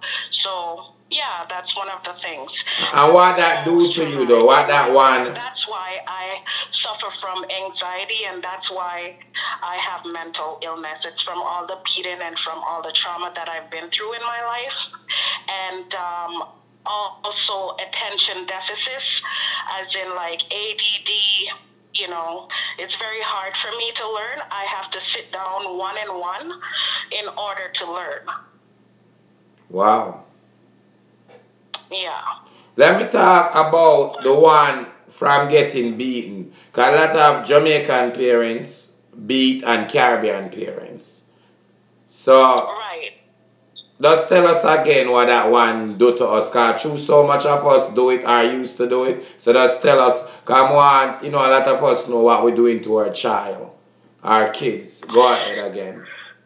Okay, well, I am old and I'm in my 30s, and just the sound of my mom's voice, it still scares me. It still scares the shit out of me, sorry. Like, my mom terrifies me up until this day. Wow. Like, whenever she calls me, I think that I'm in trouble.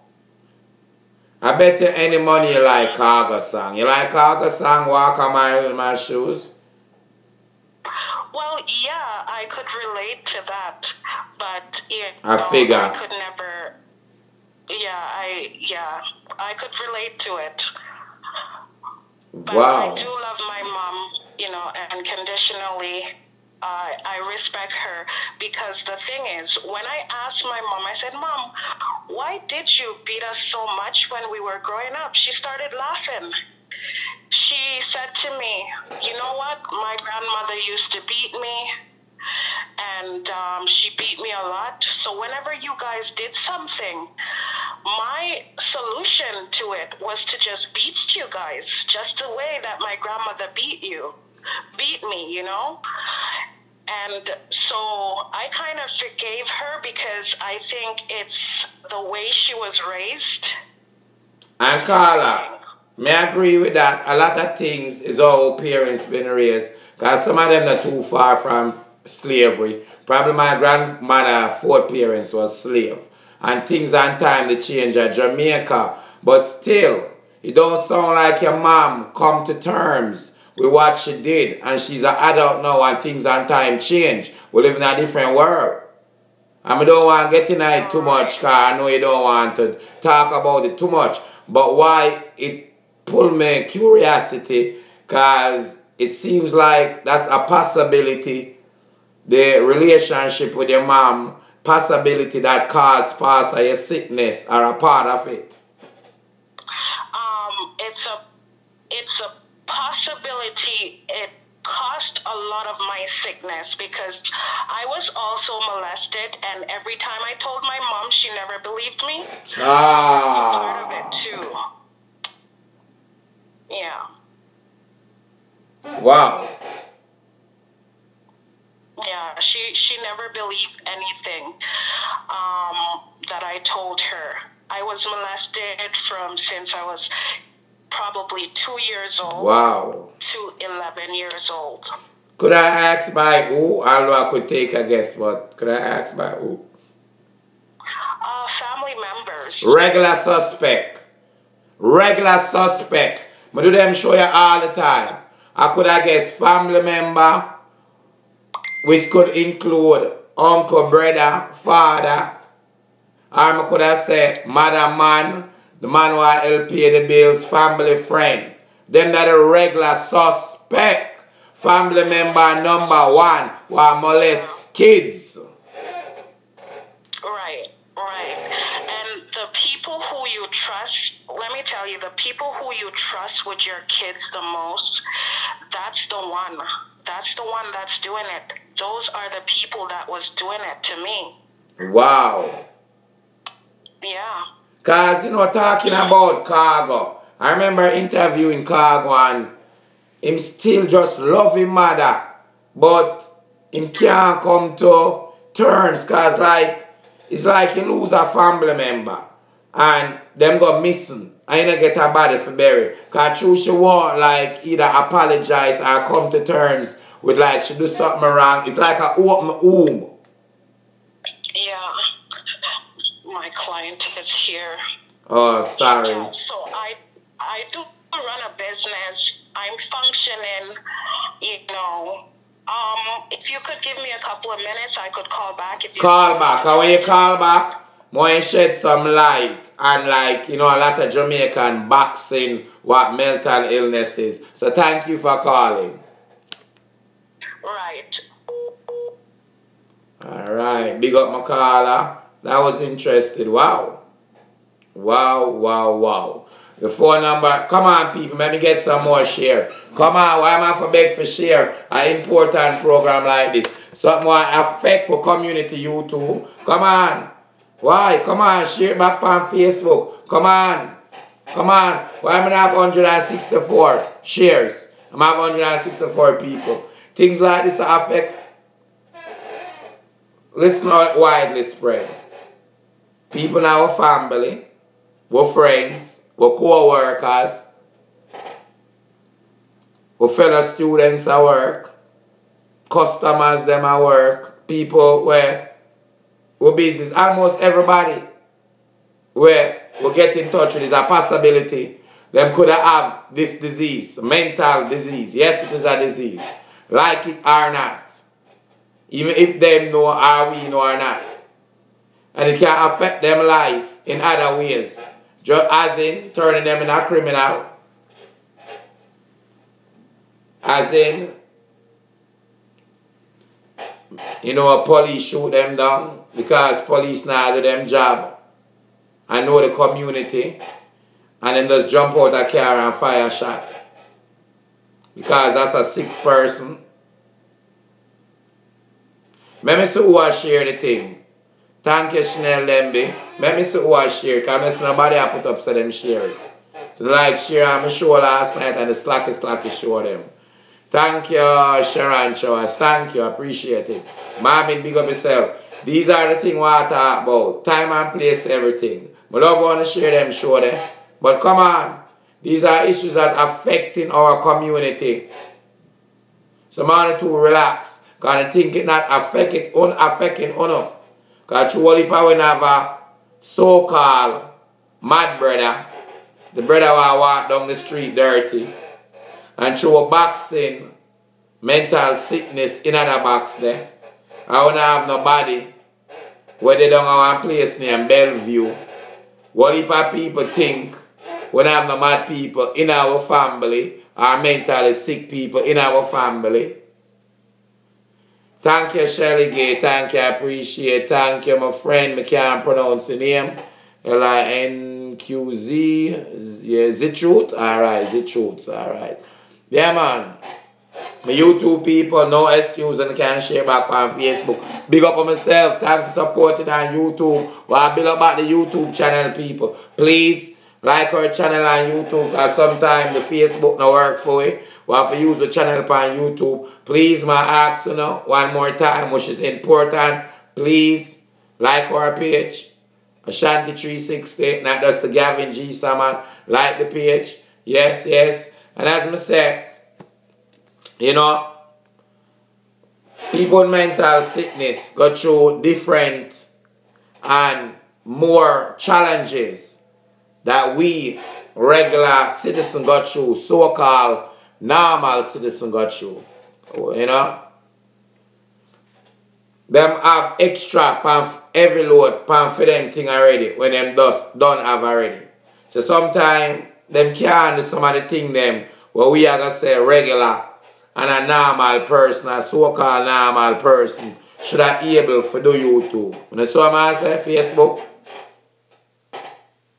So thank you, Griffiths. Thank you, thank you. I appreciate some more people share the thing. And as I say, I want to shed as much light as possible. See if any message on the WhatsApp. Tati, that call me. You can call me back if you want. You know, as much light as possible. So I want as much people to share. You know, either the person, the first call, that was so great of that lady to call and share us. You know, because sometimes it's good. Because I'm not a doctor. Forget somebody that went to college. You know, clinically, the clinical term, the clinical meaning, what's exactly going on when a person act a certain way. She was able to tell us what was going on. You understand? So that was great of her. We appreciate that. I'm going to show the lady one more time. Because I said before, sometimes simple thing when I notice. The lady, when she come on the live yesterday, she was in the same dress that she was in from April the 4th. And as me tell Tuna, this lady is a British citizen. Get stuck at Jamaica. Don't even have food. One single dress. One dress the lady have. And what most I will never notice, relax and watch the live. When I worry about hunger. So relax and watch the live. We have them problems there to deal with. So we never even notice. Some of us are quick to judge and prejudge. Even me was a little, at the start of the show. I'm saying take it easy. Don't start calling name. And everybody a scammer. Nobody asks nobody for money.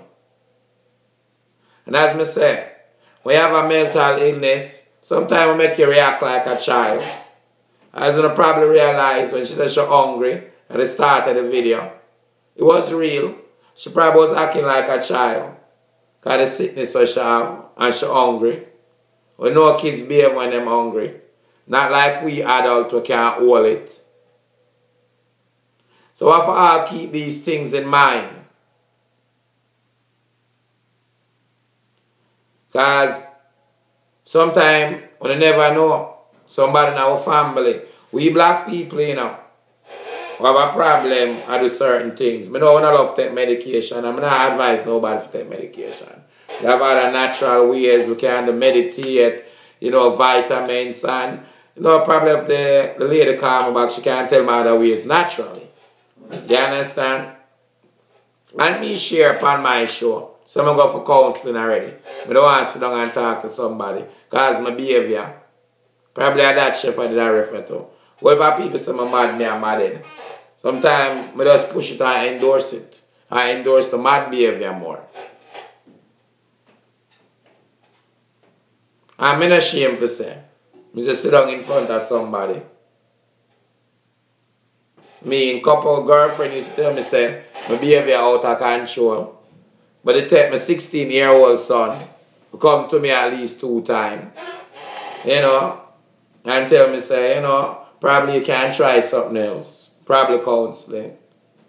Me try, me not perfect, obviously, not me close, but it did help.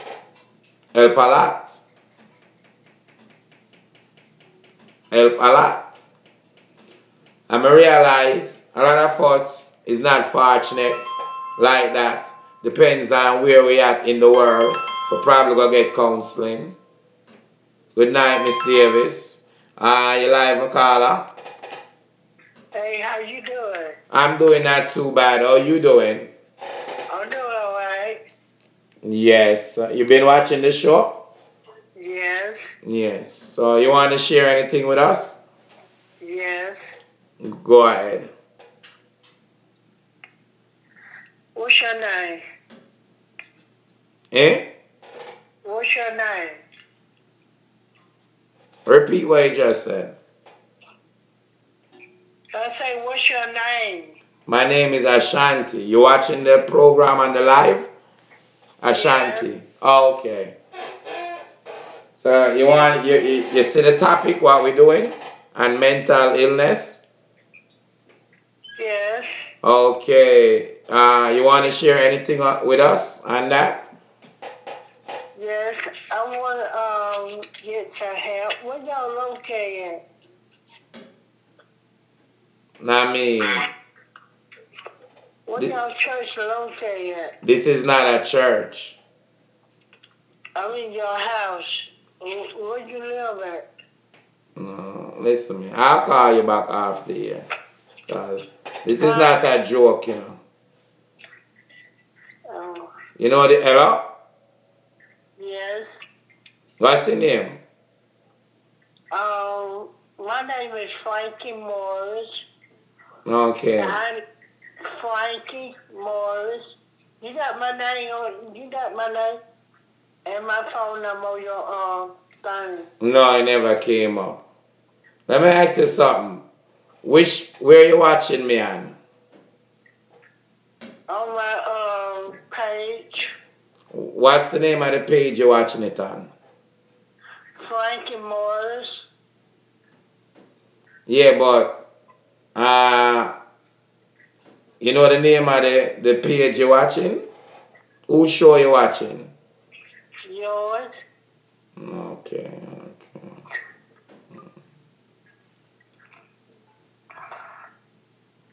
Alright, go on the video. Let me see you. Let me see you go on the video. You just click the video chat. Let me see you. I'm on the phone. I dialed your number. So why the video came up? Show me. Let me see. Okay. See the video part come up. Okay. So where are your parents? Who's home with you? Who's home with you? Who is home with you? Nobody. Nobody. How old is?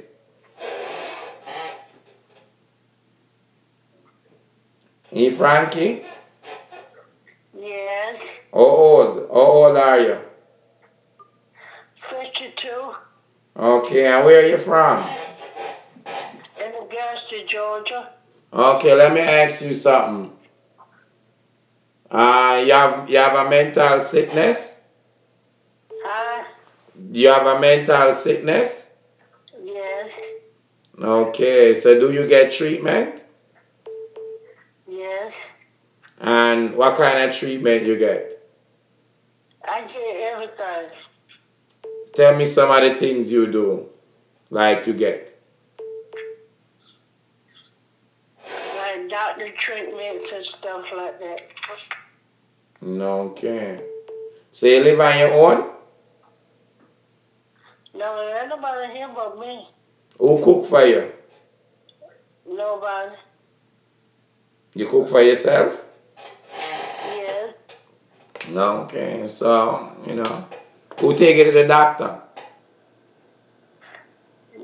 My sister. Okay, let me ask you this. So why you called today? I need some help. Okay, why you need help with? Tell me. I need Medicaid. You need Medicaid? Yeah. As in insurance? Yes. So you don't have any Medicaid? No. Okay, so you don't, so all your treatment, all you get paid for? Yes. Alright. So listen, I'm going to call you back after the show and talk to you, okay? Alright. Alright. So you watching the show now? Yes. Alright. So after the show finish, I'll call you back and see, what else you need help with? Money, pay my rent. Money to pay your rent. Okay. I can't help you with that one, but I can possibly help you get the Medicaid.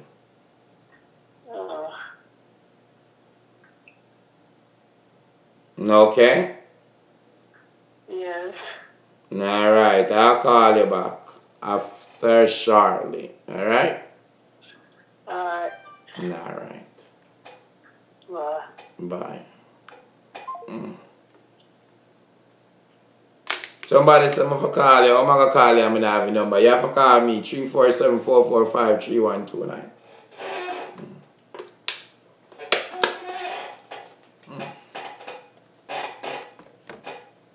The number is 347-445-3129. More do a little bit more than that and so what's going on. Then, I'm going to tell. Somebody said Georgia have bad service. Wow, so we'll do a little more. Struggle is real. Struggle is real. Wow. So I'll call back and, see. So what exactly going on. So You we talk about that. Rowan supporting. Alright, well, she think you're a social worker. She asked me where the church at, but, well, hey. Let me play a little something, you know. Anybody want to call 347-445-3129. Let me play a little, you know. Alright. 1 second. Let me play a little thing.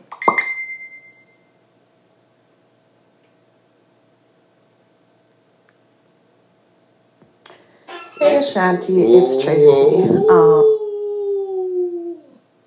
Alright. Now I'm going to play that no more. Start off, bud. So, I'm not going to play that no more. Start off, bud.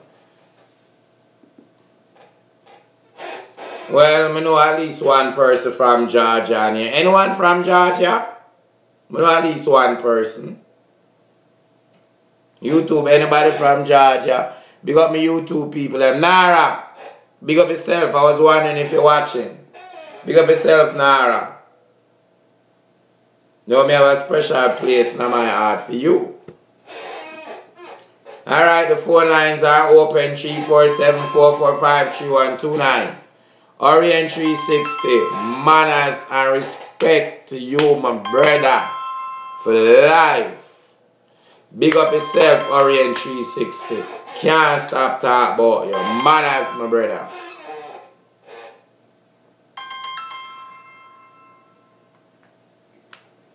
Hello?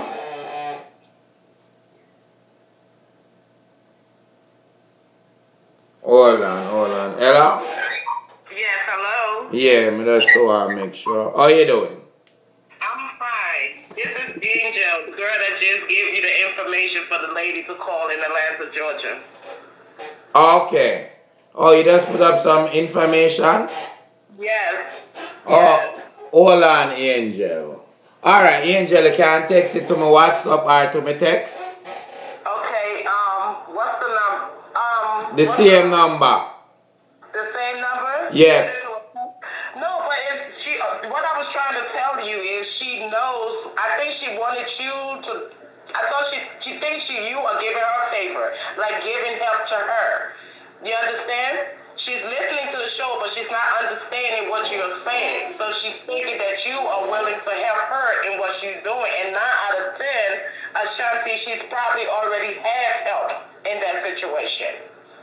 Oh, I got you. Because of the sickness. I got Yes, you. because of her sickness and what she's going through, and she need help with this. And she has her sister 9 out of 10 because I work with people like that. So I know that she not listening and understanding what you're saying, but with her needing help with money, rent, and this and that, just from her, the way she talk alone will make you understand she already has the help that she needs. And I don't think her sister know that she is calling the show right now.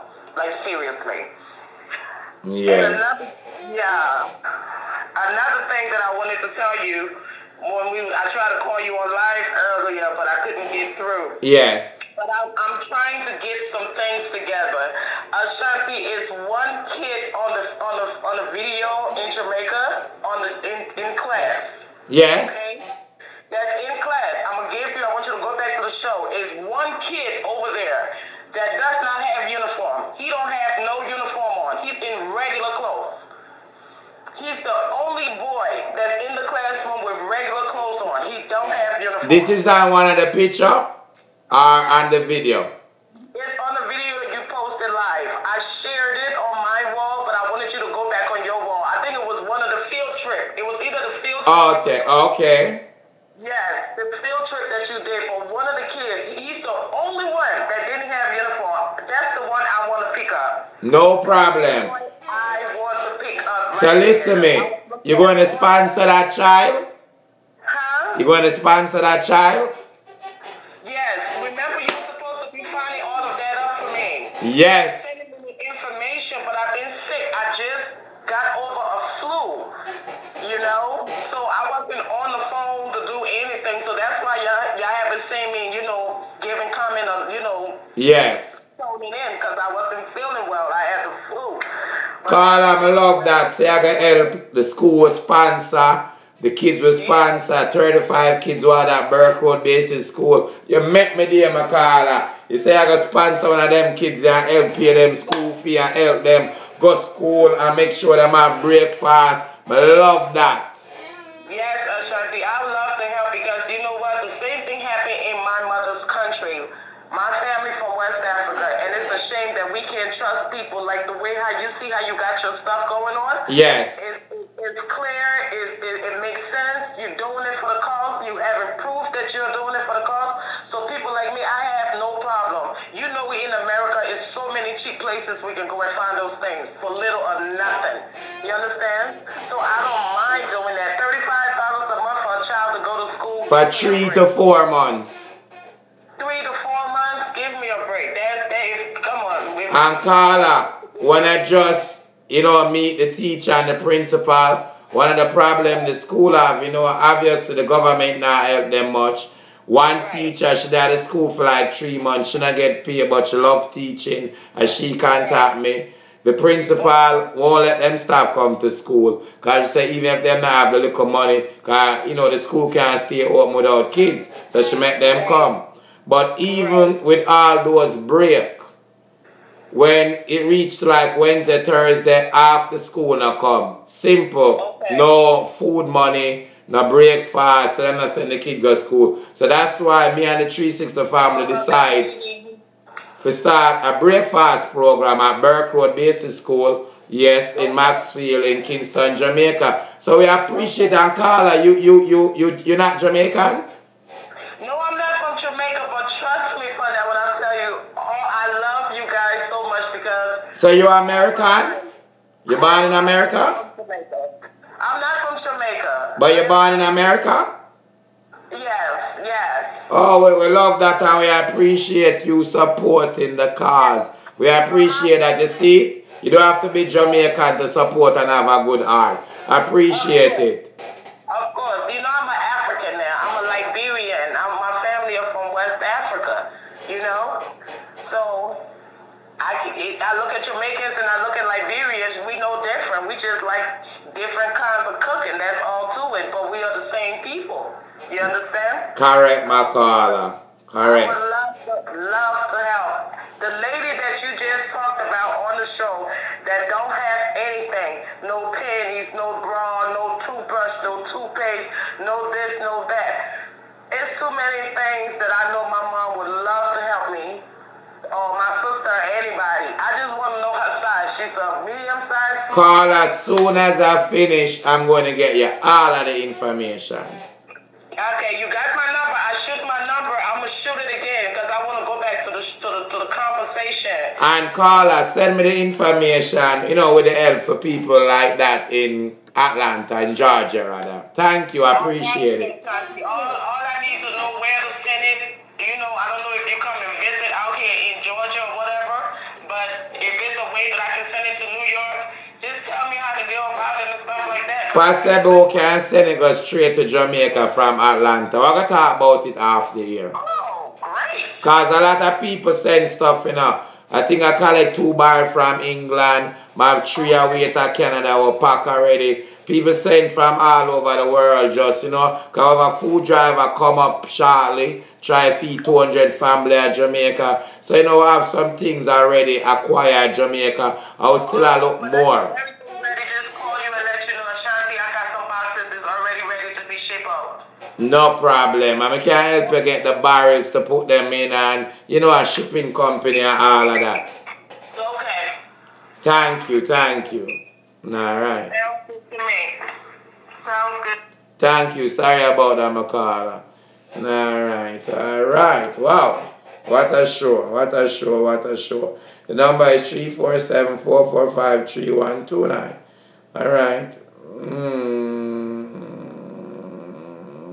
Like and share and still share. Let me see something.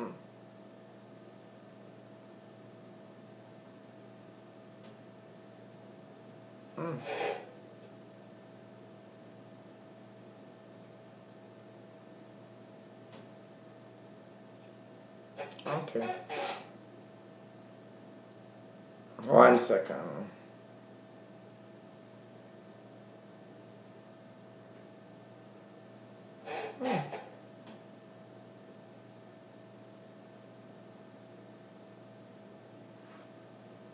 1 second.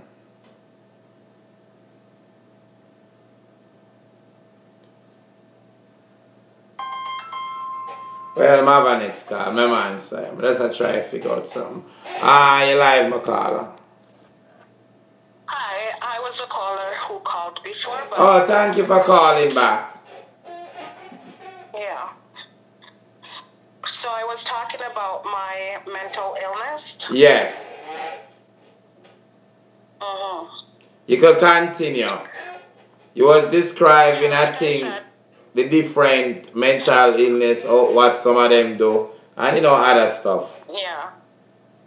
Yeah, like I suffer from PTSD and depression, anxiety, and paranoia. Yeah, but I live a normal life. It's only because sometimes at night I don't get good sleep until in the daytime. So I will have a lot of anxiety in the nighttime, because the brain it's thinking while you're sleeping, right? Yes. So sometimes my heart rate will go up and it will be beating fast where I can't breathe. So I would probably think that I'm dying, or I'm in this crowded place where I need to get out and I need to go get fresh air. So those kind of things that I go through. Wow. Yeah. Wow. And let me ask you something. A lot of people not familiar with this. Let me see. I think the name of it is SAD. Like the weather affecting your mood and stuff like that. You could explain that a little bit? I do have SADs. SADs. On a bleaky day, like my Wait, before, could you explain?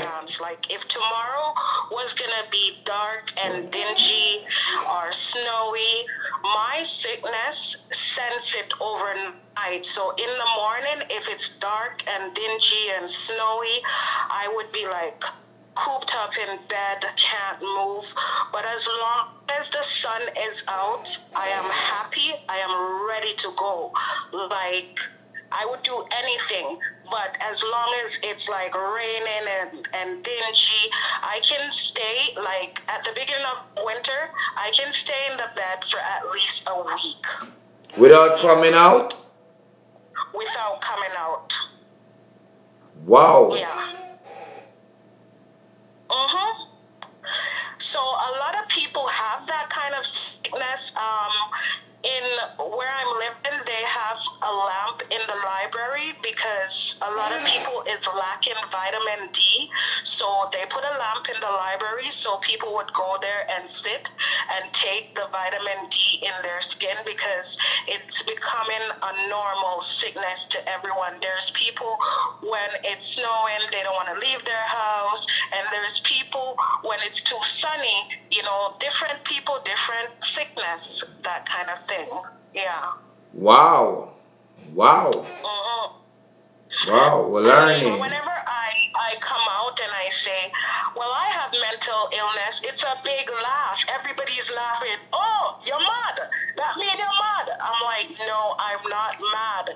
There's just different things and different roots with different trees, there's psychosis, dementia, there's just different levels of this mental illness. Yeah. So it's not just the so-called madman we see what we say walk down the road in a dirty clothes and that. That's not just mental illness. No, because I'm a person who likes to take care of myself, like to get my hair done, like to get my nails done, love my weave, love to do my nails and like to party, yes, like to drink, but I have mental illness and I'm living a good life. I'm functioning with it. Alright, let me ask you something. So you travel and do all of them good stuff. They pay your mortgage, you own a house, all of that. Right. I just want to show the different sides. I do help people with charity events. In fact, I'm about to start my own charity, non-profit organization. Wow, that's great. I want to go out there. I want to let people know you can live with this sickness and you can live a healthy lifestyle. Yes, yes, yes. Wow. Wow, I'm learning a lot. There's actors in Hollywood that's living with it. Correct. You know? Correct. There's people who is going to work, they're working in banks. There is doctors and lawyers who has mental illness. Yes, 100%. A lot of smart people too, as you know, the caller before, one of her earlier call, a lot of smart people got mental issues too. Let me say smart, book smart. I think the Jamaican community needs to just accept and own it. That it's normal. You know, I think the younger generation, they're learning a bit about mental illness and know that it's not just a typical mad person that's on the street, but normal people. I mean, I have had suicidal thoughts before. Wow. And that's only, yes, like if I get in an argument with you and you won't stop, because we don't like to hear, I don't know, some people, I don't like to hear you repeat. If you ask me the same thing 10 times, that might set me off on the edge. Yeah. Wow. It makes me feel attacked, like you're attacking me. It makes me feel backed in a corner, and I don't like to feel like you're forcing me to do anything. And it makes me feel like I'm going to kill myself to get out of this situation. And it's so easy. When you have mental illness, it's so easy to get up and kill yourself. And the thing is, people don't understand, why would you kill yourself? It just feels good at that time to just end your life, and you'll have no more pain and you won't be in that situation anymore. Yeah. Wow. A lot of people are not in it. It's like super impossible for them to understand. And I was one of them. Because me couldn't understand how a human being that want to take them life. I was one of them. We think anybody will take them life, they might go hell. I don't believe that no more. I don't think like that no more. Because I never that educated on the subject until after that little boy, the 13-year-old, commit suicide. Whole heap of people reach out to me. I did a show, like 2 shows on it. And when I start realize and do some research, wow, I learn a lot quick. Look at it totally different. These things normally happen to me where I was not diagnosed with the sickness till 2010, but I've been experiencing it for most of my life. So you've been living like that, sick without diagnosis and getting any treatment? Right, right.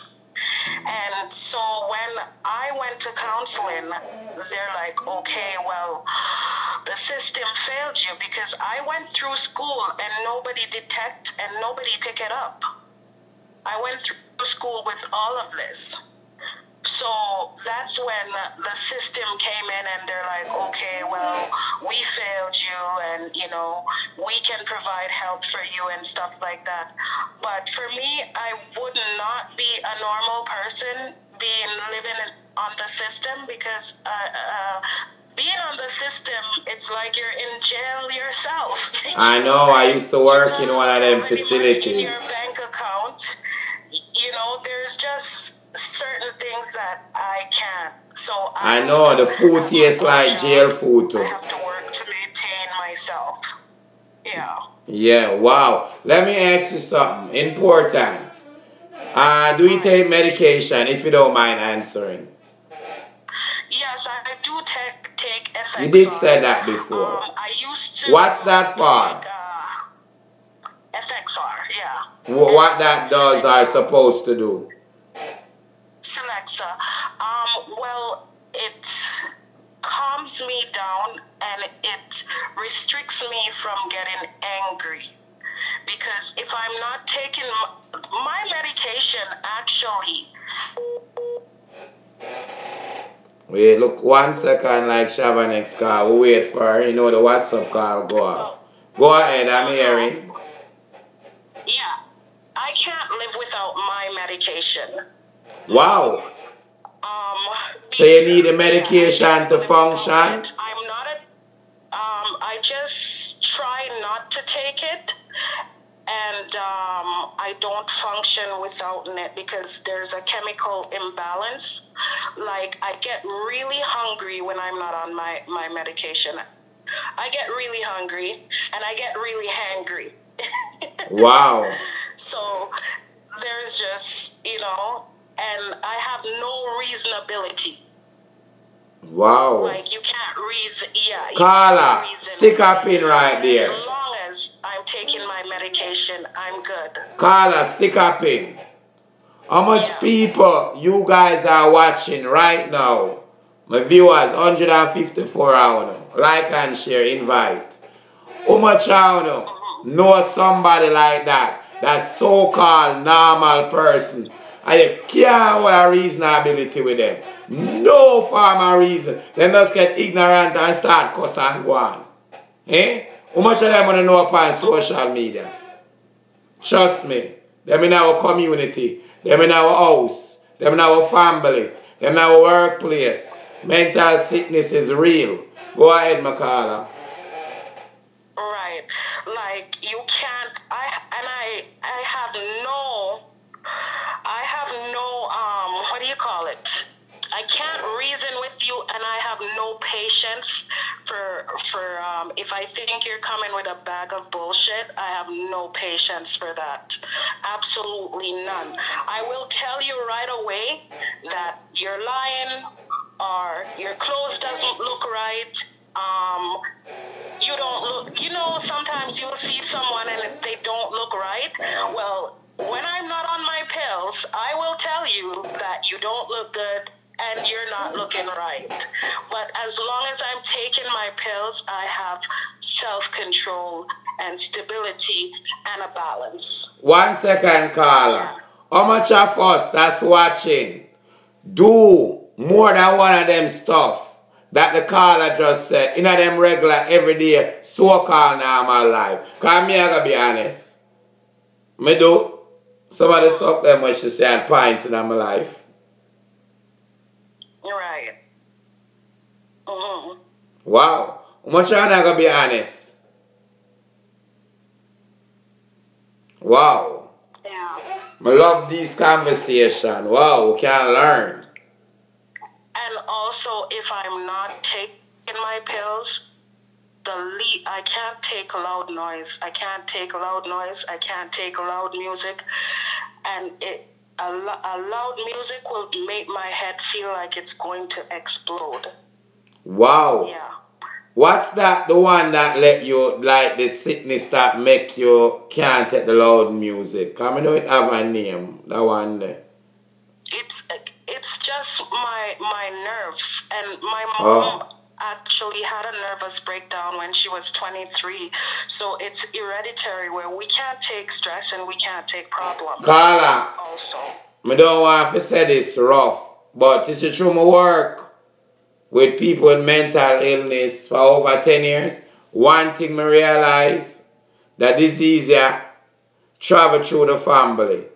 So a lot of times. What people with Jamaican like to say, excuse me, the apple not fall too far from the tree. Sometimes it's actually real, a lot of times.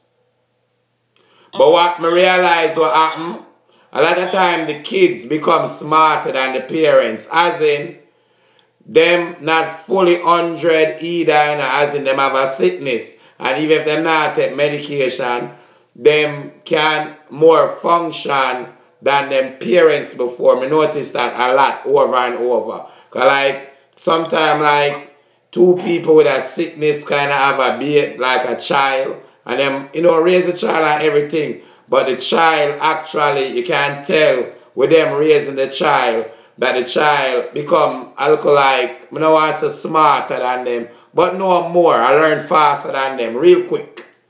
You know? Right. Yeah. So a lot of time the child end up like I help them do some of the stuff them. Yeah. Yeah. Well, some of my friends, like, okay, I had a big argument with my brother, and I'm just using these for example. Correct. Now I've made the decision to take my medications all the time. I will not be off my medication. I had an argument with my brother, and I couldn't sleep because I was paranoid. I thought he was going to come and kill me, or when I was taking a shower, I thought he was just going to kick down the bathroom door and come in, and he's going to be spraying bullets all over me. And Carla. That's my sickness telling me all of that. So Carla, you actually, what you hear, like a voice, or you could have picture it, or both? What actually happened? It's both. I can picture it, and it's a voice. Wow. Like, and I'm like, I couldn't sleep for days. My blood pressure was actually up to 195 when I went to the doctors. Yeah, because I couldn't sleep. Wow. Wow. Yeah. Wow. So, and I had a friend who had a nervous breakdown, and she was driving herself to the hospital with her kids, and those times she was driving, she thought that somebody was coming after her, and they were spraying bullets at her and everything. So, and at the same time, she had her kids in her car. So you can drive, you know, but you feel like these people are after you for no reason. Yeah. But sometimes it look like it can't, cause she could have an accident with the kids, them and them, something that, you know, I try to get away from them.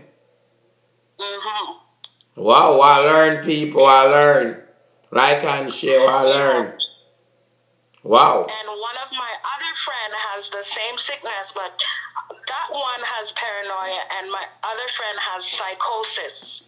She was with this guy for years. Like, she had his kids, and she gave him her virginity and everything. And then one day the guy just got up and said to her, the relationship is over. Yes. And she broke down, like she went crazy. She went mad as what. But Carla, in her mind anymore. but you know, it's a lot of so-called normal ladies can't manage a breakup. Them act crazy, and them do crazy stuff. Right. Wow. Yeah. So, I mean, it happens. You can have momentary madness where you just slaughter some people. You just, you know, yeah. And that just can't happen in that one moment where you just kill off some people or that feeling come to you. It have to be your whole life. Wow. Wow. Yeah. So I advise anybody with mental illness, they should take their medication, because if I was supposed to get in a fight, I am not going in a fight with the intention of just fighting. I'm going to kill. That's my intention. If you don't take your medication. That's if I don't take my medications. And things in your head, that it basically tell you? That's, you block out. You block out, yeah. Because I remember not being on my medication, got in a fight with my niece, and I was trying to break her arms. Like, I was trying to break her arms, and I couldn't believe that I was trying to break her arms. Yeah. Wow. People, this is a serious illness in our community. Like and share while learn. Wow. Right. it happens, you know, and it's not the person's fault because I don't feel, I used to think it's my fault where I had a very low self-esteem. I don't get along with girls because I thought all girls are virgins and I'm the only girl who's not a virgin because I was raped and I was molested. And, but now I came to terms, I know it's not my fault. I know that those people who did that to me should have went to jail. Correct. But my mom never protected me. So, yeah. Wow. We did a show on Wednesday and those mom that don't protect and help the kids, man. Damn, so much of them. Nothing at all about the father them. I not even mention them because most of them father them is not even a man, them a boy. They never learn responsibility from their mom. From them a grow up because they never have a father. So them don't know how for, you know, father a child. More than to stick them something in a woman hole. So I have to mention when I mention about them. Because they know me. Well, I deal with the fathers, them hard. My dad actually died when I was 2 years old. Wow, sorry. So I didn't really, yes. I didn't really have a father figure. Yes. Yeah. All the people have think money, you know, the show up on the man as no. Man no fi have sex if they're not ready for take care of them responsibility. No for have sex none at all. You get one condom. I know so something can happen. Yes. I will make sure your woman depend on birth control. Yes. Too much careless man out there. Need to take care of them child or them children. Go ahead, Makala. Sorry. Right. No, like, a lot of people should know if these things are happening to them, it's not their fault. You come out, you be open about it, how you've been feeling, and, you know, see the nearest doctor, you know, take that step. Be open about it and just talk about it, because if I didn't open up and talk about it, nobody would know what is going on with me. True. You know? Carla, I really don't want to talk about your mommy too much because I know you don't want to talk about it. But I know it's really important, just shortly. Because a lot of people don't understand what a bad mom is.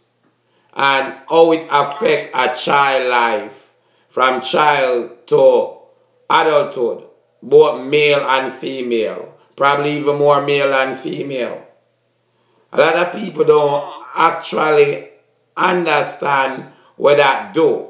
And I'm going to tell you something, if I talk to 50 people that attempted to try suicide, Jamaicans, at least 49 of them, other stuff, push them, as in rape, molest, people treat them bad, bullying. You know, a couple stuff lead to it, but you know one stuff that always there? A bad mom. A bad mom. Yeah. Always there. Almost all the time. What am I say now? A mom wanna take care of her responsibility. And don't get it wrong. Some of these parents mean good. Them don't mean bad. I'm giving an example. Because I like think out of the box. You have parents that come overseas. We could all identify with this. Come overseas to help make a better life for them and their kids. Some want to leave with the kids with even a mother, on their own mother. That wouldn't dare think on a mother and a good friend want to grow with the earth on the kids. Surprised to know them sexually, verbally, physically abusing the kids them. The kids them not get nothing one in the same barrel. Treat them like dog. When you call them, stand up in front of them. Be careful. Talk to the picnic school to some time. Them can't say one word. A lot of these kids want to send for them 5-7 years. Want to get straightened up on illegal and married to a man or a woman and get on the paper and send for them. The picnic them a problem. Them yet to know. Them don't want to be around, you know. Because them all responsible Worse, the mummies as parents, them holding the responsibility for what them got through. Even if them left, on the left, for a better life. Them not understand that. Them just know what them have got through. Mother not treat them good, and the sister not treat them good. Take the things them and give for them kids and treat them like dog. Trust me, a real reality. Them things that too lead to mental sickness. Some man when notice when they come out foreign, when the kids them act funny, I lock up in the room and don't even want a relationship with them. Go ahead, Makala. Yeah. Well, you know, like I said, I wouldn't blame my mom because her grandmother beat her a lot. I think my mom tried her best with us. When I ask her questions, because I was really angry with my mom for a very long time. Understandable. Questions about the stuff that she did to us. It's all about what her grandmother did to her, and she thought it was right, you know. Carla, with all fairness to your mom, a lot of us, especially in the Jamaica and the Caribbean community, the African community, a lot of us learn stuff from our parents. We don't read book, our grandparents. So go ahead, and that's a fact. Yeah. We weren't hungry, we weren't clothesless, we were, you know, my mom is like the god in her community, so, I mean... But she's like a god and she treat her like you than one of her kids so bad? Did you ever ask her why, even as an adult?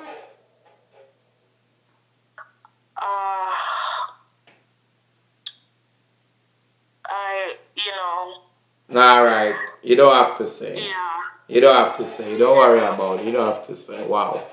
Still hurtful and painful. Wow. Yeah, I wouldn't...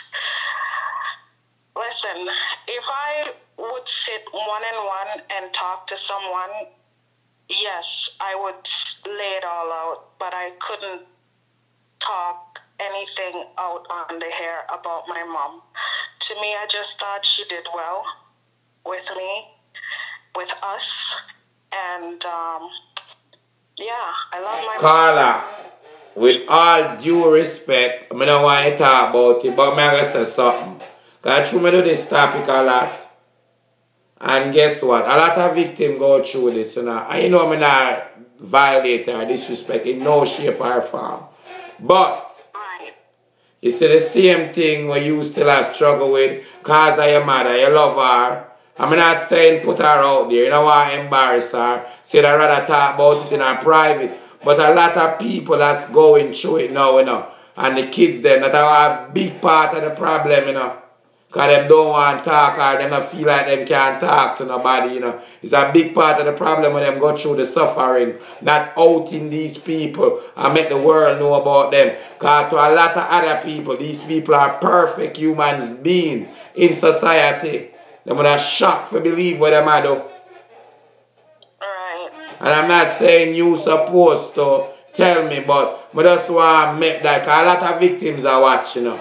And want to make them know, say, free for talk and get it out. Tell somebody. Okay. Yes, you know. Well, I can tell you one thing that... I appreciate it if you're, you know, comfortable with it. Yeah. I can tell you one thing. Once my mom's friend really liked me. I think I was about 4 or 5. A male? And a male. Yes. And she sent me with him for overnight. And how old was you? What was your age? I was about 4 or 5. And that guy molested me all night and brought me back to my mom like nothing happened. And I'm thinking in my head as an adult, I'm like, how could you send your little 4 or 5-year-old daughter with someone? That guy could have killed me. She could have never seen me ever again. He could have taken me and killed me. And he molested me all night and then brought me back like nothing happened.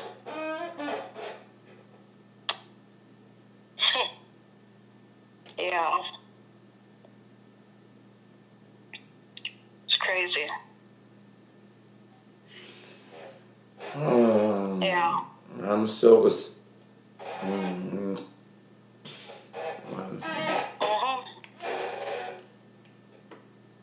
friend of the family took me all night, and after that, we never saw him ever again. Yeah.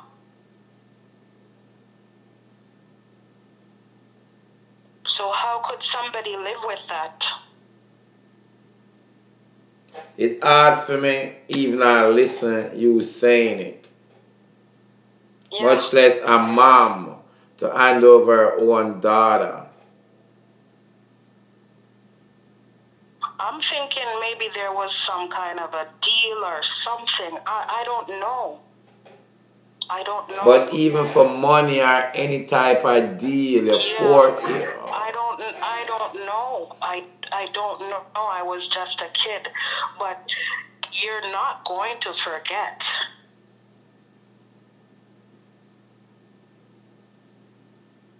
Yeah.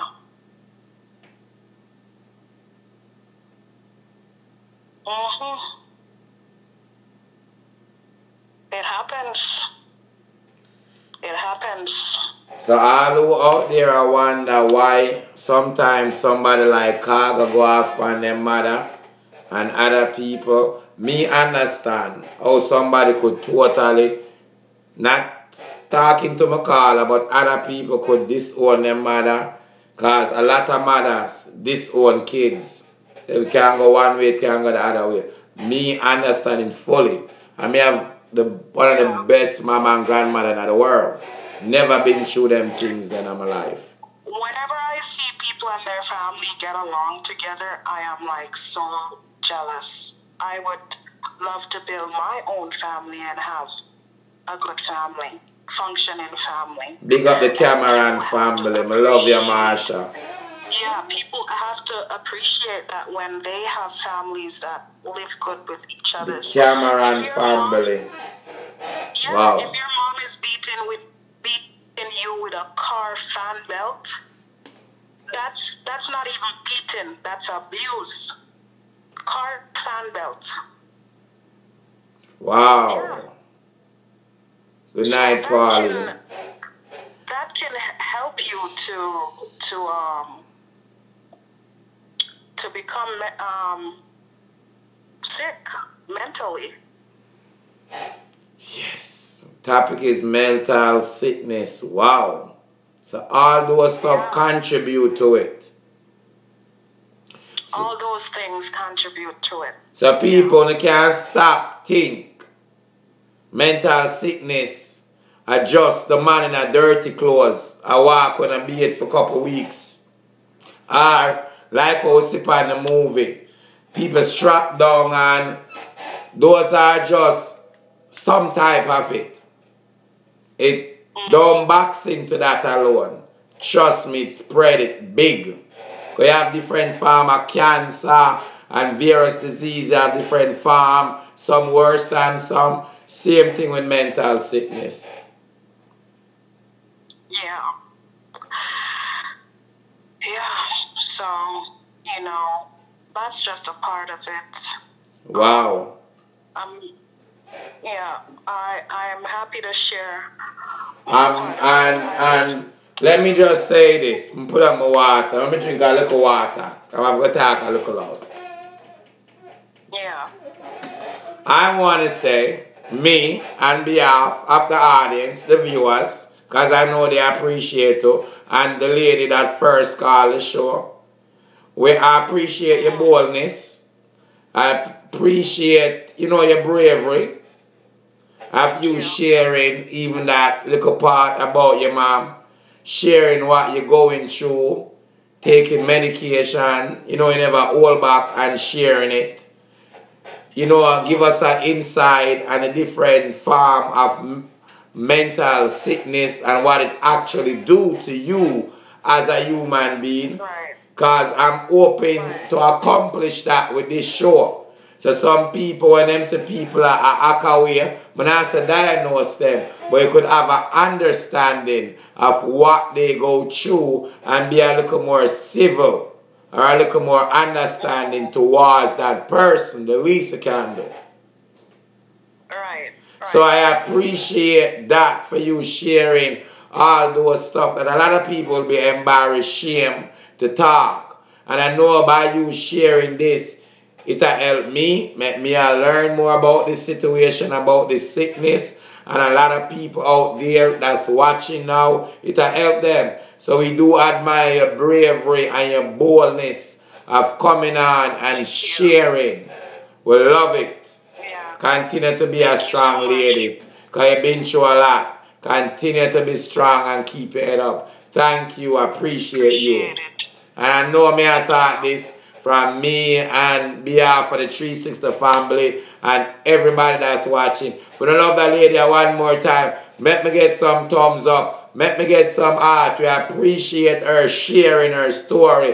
When I pull down people, we get victimized. We don't pull them down, we embrace them and we push them forward and help make them process in them journey. You see what I'm saying? We learn from them so we can prevent these type of stuff, prevent other victims. We can learn from it so when we see it, we can prevent it. We don't have to wait for it to happen.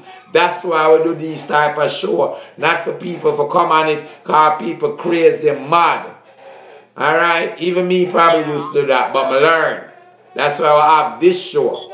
And that's why I use the platform to do something positive and teach people about something that affects us, our community, our household, our workplaces, our kids at school, our churches. Remember, me say, church is like a hospital. A lot of sick people go there. And that's in no disrespect to church and not just church. Places of worship. If people have sense and knowledge and we think out of the box, they'll know exactly what I'm talking about. How it make them feel, what it do for them, and everything when them feel somebody could be there for them and helping them, they know exactly. But a lot of us won't think out the box. We see somebody, we just call them mad. We just say them a thief, them dirty, them don't want to walk. This, you know, we don't think out the box a little, wonder why, wonder if. We don't have no time for that. Too much things are going on in this crazy world. I wouldn't even take the time out. Some of us need to look in ourselves. Because guess what? We can have kids that suffer from this. And only probably our family members probably have kids, who have friends, who don't work, who don't people them down the workplace. And these are regular people that's functioning. But some of them, you never know when that day is going to come. As she said, sometimes it come and it go. Right. So, you know, and hope this show accomplish and make some of us can recognize that terrible disease that plaguing our community, mental sickness, mental illness, and all who embarrassed come to terms with it. Don't afraid to carry a kid, go get help. Even if it's not pills, you have different ways because not everybody. You understand? Yeah. But don't be ashamed because what people going to think of you or say about you. Get your kid help. Get your kids help, your family member. So when you see, what you call that now, when you see somebody, like if you have the flu and you have a cold, what you call that? When you see the symptoms. So, yes. And we all know some of the symptoms now from watching this show, speaking to people that's going through it, why people go through it. I'm not telling you guys to go diagnose nobody. I'm just telling you, just be a little more patient, be a little more, you know, loving, sharing, help that person because them probably have a mental sickness. them probably not as able as all us. That's more healthier. Yes, and it can affect them life in other way and help them not to be able as in disable physically too. Right. Yes, right. As in can be themselves, do stuff for themselves and stuff like that because of them sickness. So we admire you and we thank you for calling. Thank you. And sharing. Thank you so much. All right. I thank you so much. Big up yourself and thank you again. Yeah. Yes. Okay. Bye-bye. Yeah. All right. Bye. Wow. What a show. I love show like this YouTube. Moments like this, I feel proud of myself.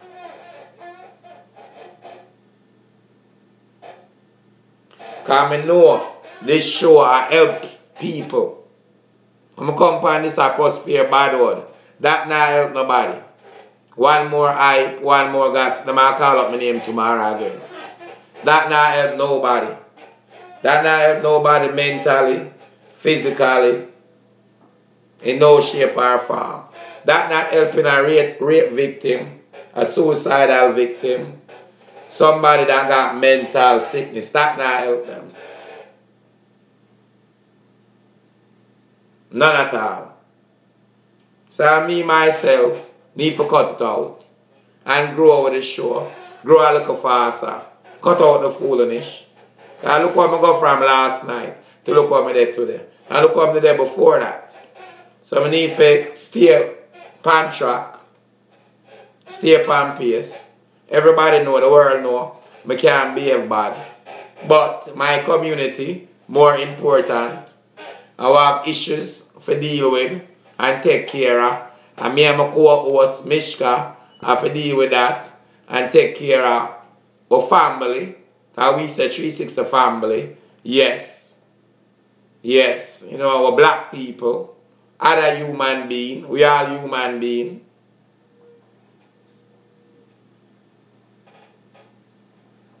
You know? Because sickness not have no color, not have no race. Not have no shape. Not have no age. Time was shocked to see a young person die of heart attack. Was shocked. Him young, him at this age. She young. So all have to look at this mental sickness disease. Just like how we look at other diseases, like cancer. Nobody, when you hear say your mother or a family member or a good friend have cancer, it close to home. Everybody come together, the whole family, and try help. Most of the time. But when you hear about mental sickness, everybody run from that person. Nobody is there to help them. Most of the time. It's a sickness. Just like other sickness. Mental sickness.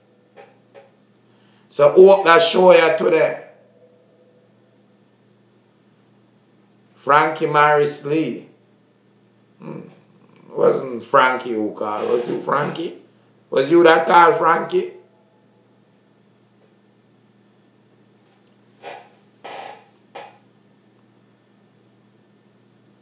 Yes. Bridget Wagwan. We can still like and share and invite. We still have the conversation. We're growing folks. I love how the show got today. No disrespect. People still voice their own opinion without feeling restricted. But we're a civil human being, regardless of how I was behaving last night or this morning. You know, we can have a growing conversation. We are the only human being, everyone else is genetic. The tech, and they have at a most of fast. They have scientific proof to back it. Okay, Rowan George, Cecile Brown. Sorry if I read a lot of comments today. Sandra Campbell, big up yourself. Even I read a lot of comments. You know the voice now is so good.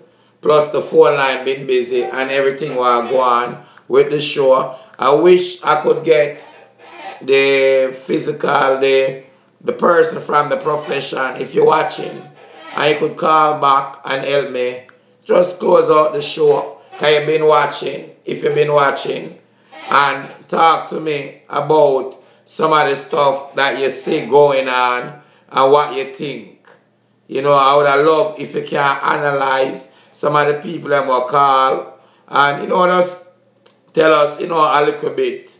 And, you know, that would I really appreciate. I'm looking for your number, my friend.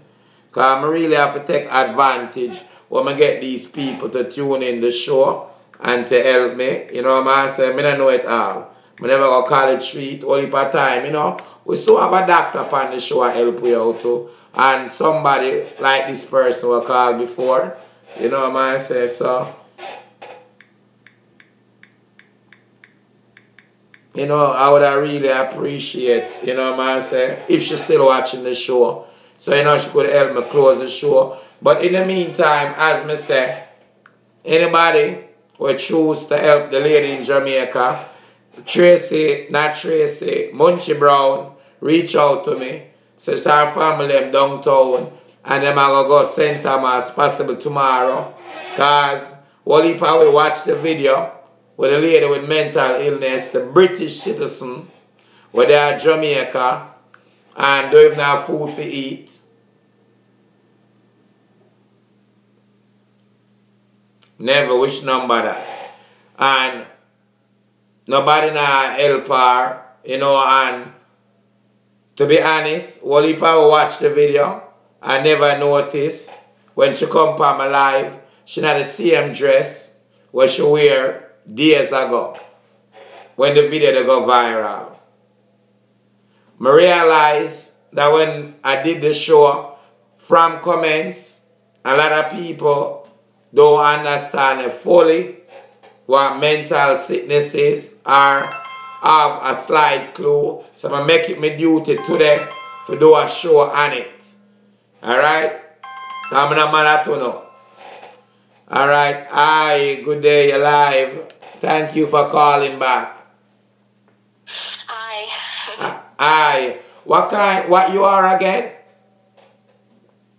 Clinical therapist. Clinical therapist. And you was the first call. You call and, you know, you help us a lot, you know, in understanding mental sickness. But was you listening to the show or watching the show? Most of it? I've been kind of busy and working on progress notes and stuff like that. But I've been looking at it. I just got back on and, yeah, on and off kind of thing. So, yeah. Yes. I don't know if did you hear any of the callers?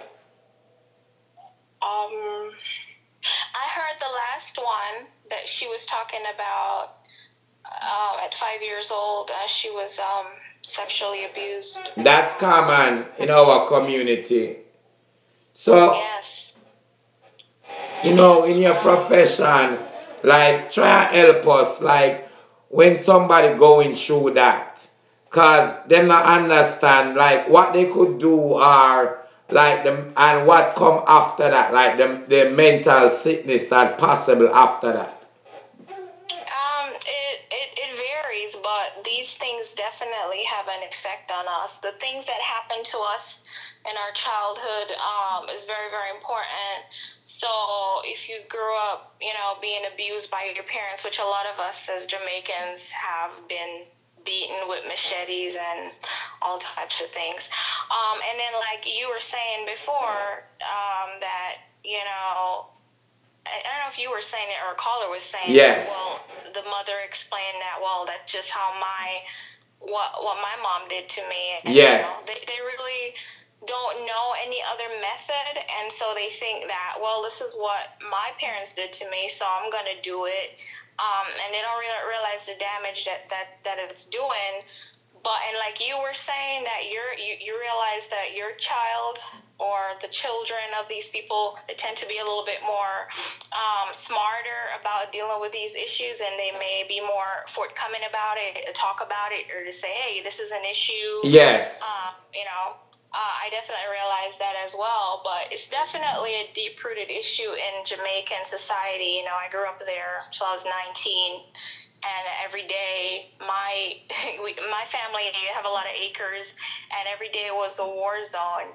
You never know. I mean, you're pretty much sure every day, war is going to break out, but you don't know with who, with family members, but, they're fighting, chasing each other with machetes, this kind of thing, and that kind of stuff is very traumatic. And Carla, in like Jamaica and a lot of Caribbean community, and even like African community, a lot of our brothers and sisters, like, like example, Jamaica, people get burned up with acid, man run down man and chop him up with machete, woman chew and bust woman up with buckle, like just a lot of stuff goes on. Yes, and again, a lot of these people, that are doing these things, and you may think that some people may think it's cool, but it's really, most of the times, it's mental issues that are going on. Like I said before, the cognitive part of the brain, or the frontal lobe, that's where we...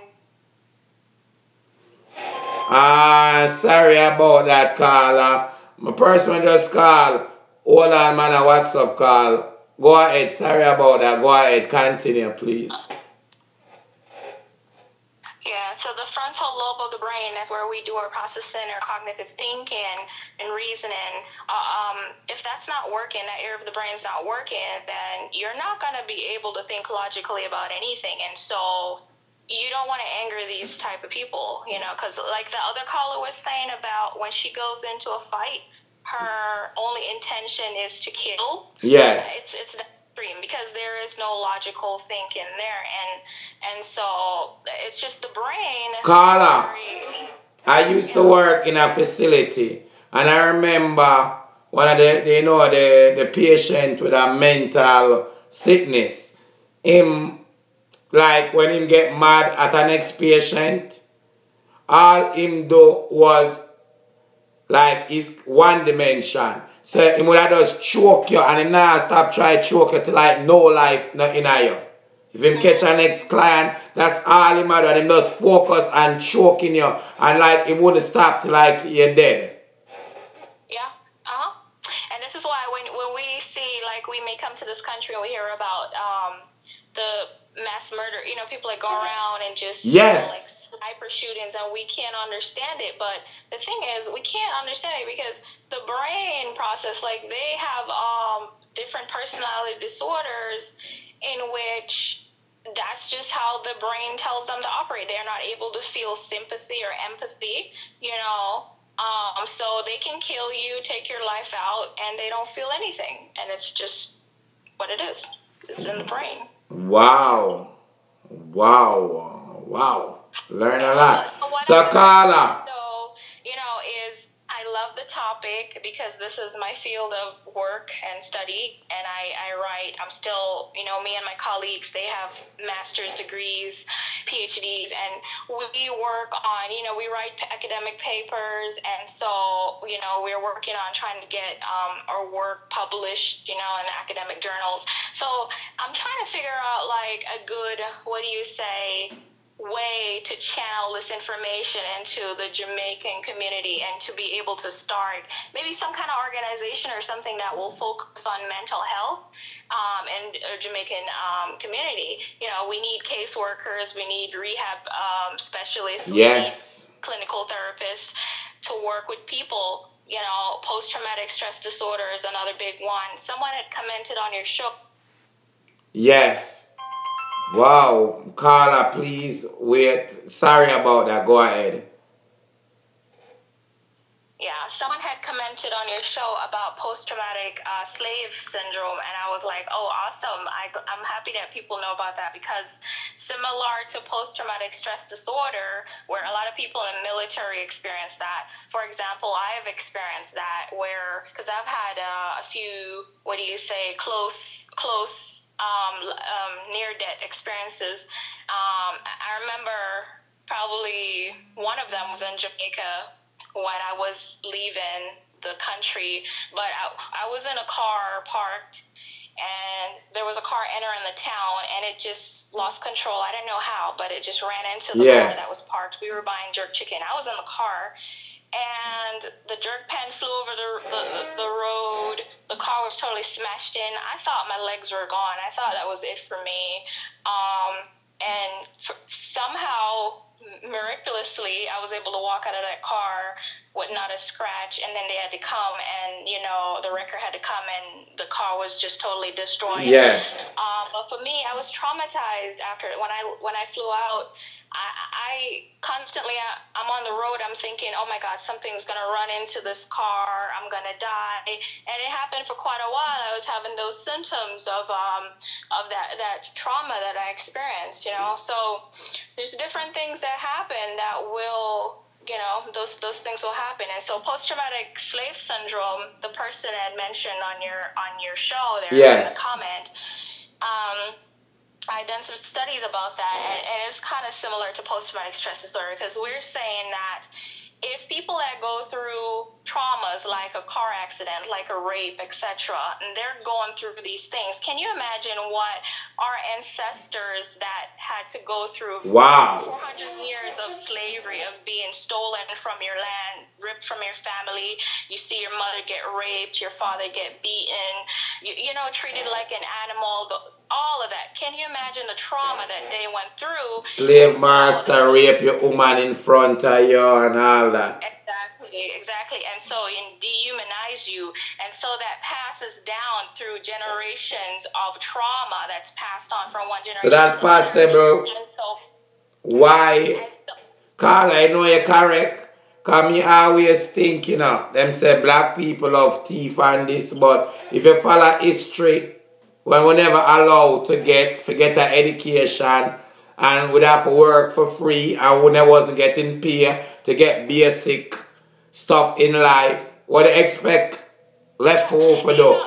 Exactly. Do you know about, when you talk about trauma, think about this. Think about your father, let's say your family, your slaves, they stole you from Africa, brought you to new lands, forced you to work, separate you from your family. Let's say you're one lucky one that you're with your family, and your father tried to escape, right? And they caught him, and they tied him to horses. Each limb connected to, the legs connected to one, the hands connected to one, and let them pull, and you watch him being ripped apart. Can you imagine the kind of trauma? And so this kind of stuff, right, we never got treatment for it. It was never recognized. And so what we see now is a certain type of behavior in the black community where you say, okay, well, stereotypical behavior, black woman, or, they're so aggressive. They lash out. They don't know how to behave. But think about it. The trauma that is generational is passed down from one generation to the next in the household, and we call this post-traumatic slave syndrome. And so it is not really recognized because, they don't want to recognize it. They don't want to give merit to it, but it's a real issue that scholars have looked into and have studied, and that is an explanation for a lot of the behaviors that we see in our black communities that we don't like, but it's a mental issue that's going on, and it's a result of generational trauma that we've experienced. Carla, one more thing. Good point. I love that conversation. Because I love talk about slavery and my history. Alright. Jamaica is known, them always say Jamaica and Haiti get the baddest slave them. Oh yes. I know. So just imagine the post-slave, what that? Post-traumatic slave syndrome. So imagine Jamaica and Haiti version of it. Even worse. Yeah. If we get the worst and the baddest slave. Historically, you know why? Okay, so we have West Africa. Now Spain, Portugal, they sailed down West Africa. They saw business in stealing black people and putting them to work. They go back to, in 1642, I think, they go back to the Catholic Church. Yes, the Catholic Church, and they say, hey, they needed permission. The Catholic Church signed off on it and say, yes, you can go do this. So they go down West Africa. So mainly our ancestors are from Nigeria, Ghana area. Steal these people, put them on these ships, pack them like sardines. A lot of them didn't make it, and force them. Jamaica was a main port where all the slaves came to. They would do screening there. So if you were more passive, you know, you're not fighting as much, they sent you to the Americas and to Britain. But if you were rebellious to where you don't want to accept this, you stay in Jamaica or you get sent to Haiti or some other Caribbean island where they thought they could control you. And so this is why Jamaican people have such a rebellious nature, because what they would look at as the worst got to stay there. And this is why Haiti was one of the first nations to free themselves from slavery. They single-handedly defeated the slave drive and kick out France out of them country. Yeah. Haiti defeated the French army because they actually had African warriors there that was really good at military, being strategic military fighters. They defeated the French army, which was unbelievable. Correct. Outlawed slavery, you know. So respect to Haiti. I know the stereotype. A lot of Jamaicans will say, "Oh, we don't like Haitians," and not me. Much respect to Haiti. And you know how the French punished them? They said, "Oh, you freed yourself. Okay, well, you owe us. You owe us these millions because we lost our property, which is you." This is why Haiti is one of the most impoverished nations in the world right now. And yes. Hit with earthquakes and stuff like that. So we should respect Haiti, and we should. Me love Haiti. Cause me know history. Making cookies from dirt. Yes. Dirt cookies because they're so impoverished. Yes. Because of the history of what the French. Yes, cause through them beat up the white man and kick them out of them country. Yeah. And that's true fact. And let me tell you something. I love Haiti. Because I know a little about history and I know what Haiti do for the whole world. Haiti is one of the first free country in modern time. Haiti is older than America. That means they simply mean that they got independent before America. Haiti never got independent. They took their independence. They took it. England gave America independence. Haiti take for them one and beat up the slave driver them and take back them place. Jamaica never did that, if we really want to talk. So me salute Haiti. When it comes to Jamaica, we had the Maroons and stuff. Correct. They escaped and lived up in the hills and stuff. Correct.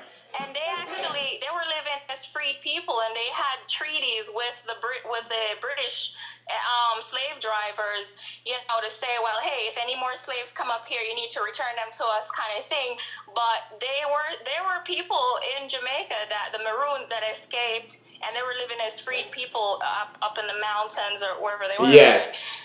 It wasn't like a whole movement like Haiti, where they took over and outlawed slavery, So. Yes. Wow. Man, I love this conversation. Wow, it's a beautiful conversation. So is there any way, what do you think about a way in which we could, come up with some kind of program that we could get implemented in Jamaica, for Jamaicans when it comes to mental health and even education in a whole when it comes to history? Because what I find that I'm from Portland country area. Yes. And growing up in school, they didn't teach me anything I know now about the real history. I wasn't taught that in school. I learned about Columbus, which are all lies. Me too. I learned to celebrate these people that were so wicked to us. Yes. Or just should be erased from history. And them name, next thing too, you just say erase from history. You notice these people, names are all over our country, from the St. Catherine's to the everyday we call it, and don't even realize sometimes we call it slave driver name. Yeah, Port Antonio. That's where I'm from. All the place, because guess what? That's how they, just like in the Americas here, they based on your status, they name a road after you or what town or whatever. Yes. Similarly, that's how Jamaica it's named. Everything is And so I think the whole system needs to be changed.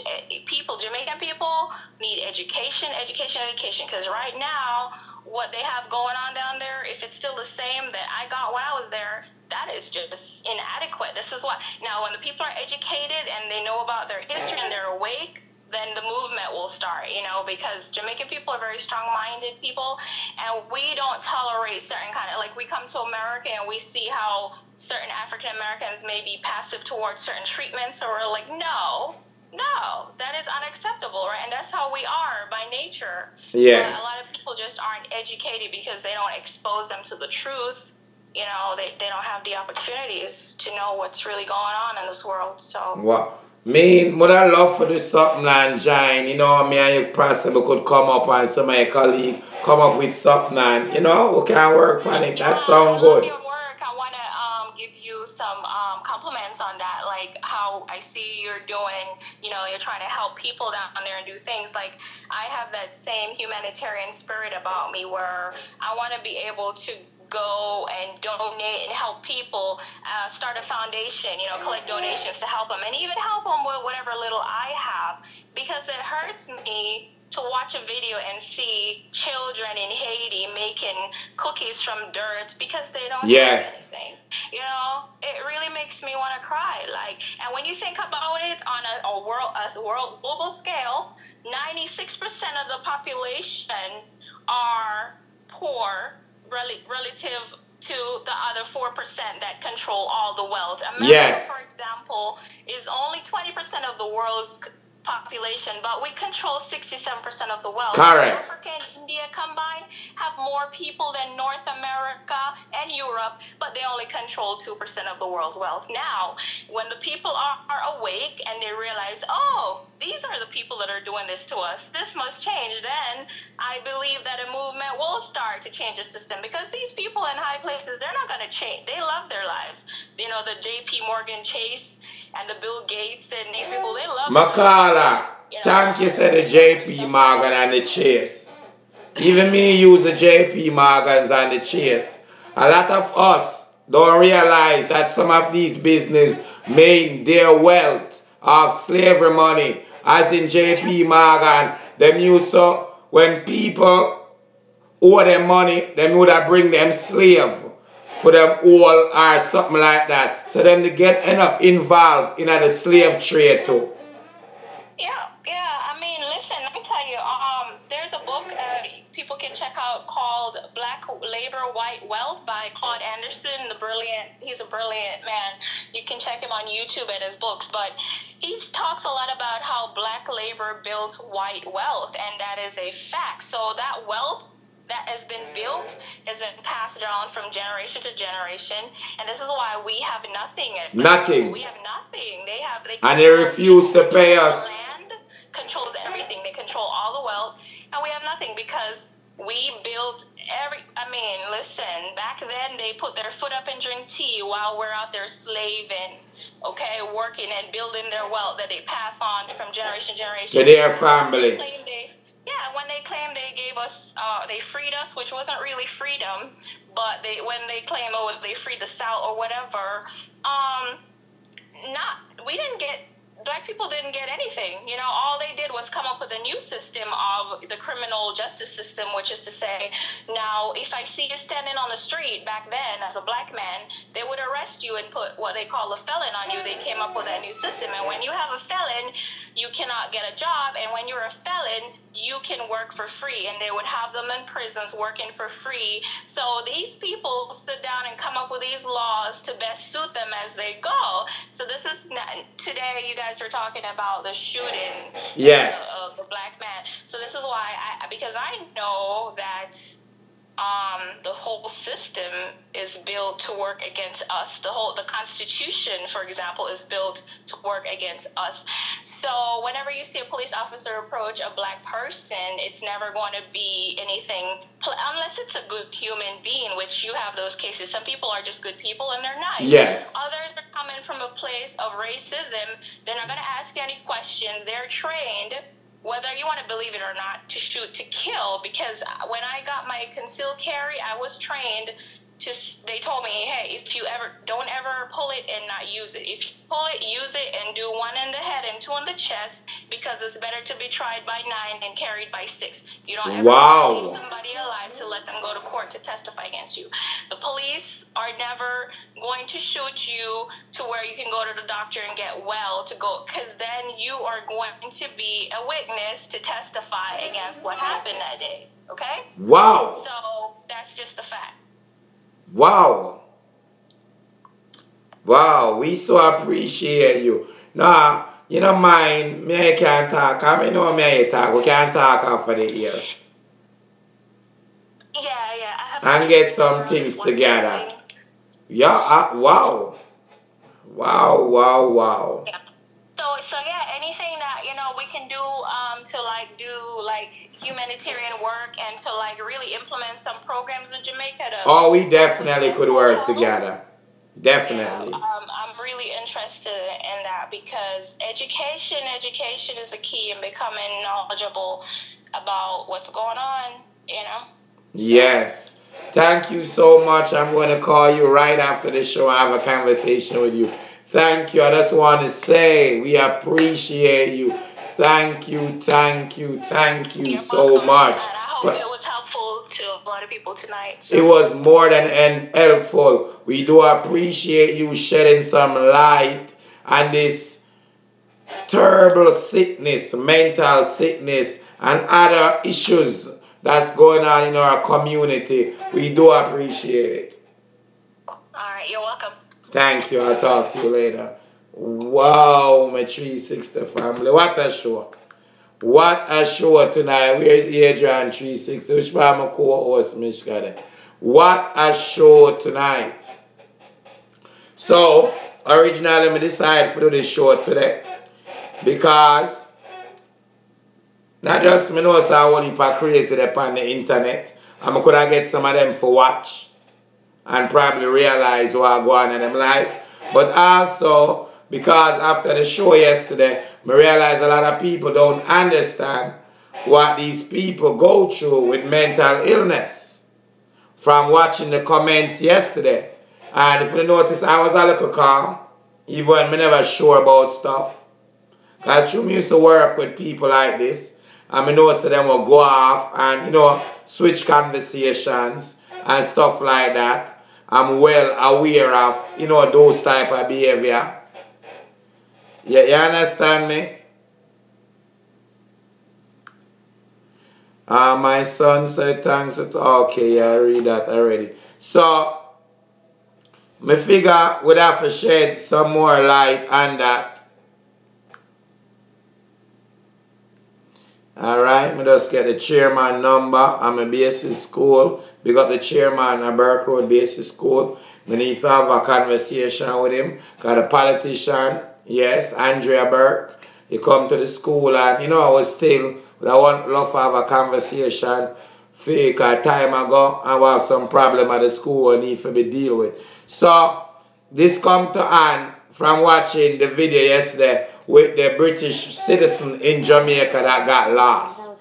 So I realize a lot of people don't understand. And this was the video. It's alright. It's alright. It's okay. It's yours. This is Janet. You can remember me, my friends, family. Here we are. We are in St. Thomas, being chucked out by, see, Miss Lindsay, Priscilla, I see we now, don't. We're not dead yet, but we are dead. Here we are. Probably they didn't go tell us. I know the past years when they used to attack me. And I used to end up in hospital. She been abused physically. We know. Right now you are here. You want help. Yesterday we go to the police in Marant Day. Go home. And they just take her and put her in the vehicle. She want to go back home to England. And carry back. Mentally challenged. No. And they just carry back, and I went to Marant Day to find out, but they say I must go down there. See our passport and everything here. See them here? Everything, these are proof. See there? She have back. Thank you, Duchess, thank you. The A's I used to work for you all. It's not because I didn't want to leave you all work and all that, is because we want help. It's alright. I say the people, them. That's the lady. Baby. She look help. She need to go back to England. She mentally sick. This is mentally James. sickness. She I have. remember me, my friends, family. Here we are. You know, We are so in St. Thomas. that was the video I do yesterday. And I see that a lot of people never understand what was going on. Some of you watch the video can tell that the man, him have issues too. But all the power me notice, through them talk good and everything, when I figure them don't have a problem. So this is why I decide to do the show today. You understand what I say? Wally Power, over 36,000 of us watched the video yesterday. Most of them never even realized the video when I show her in the dress, the lady was in the same dress. That the original video was made April the 4th. Not because she not beard, although she not have running water. Because she have no more dress. You know this sound bad. But the woman never even have on drawers.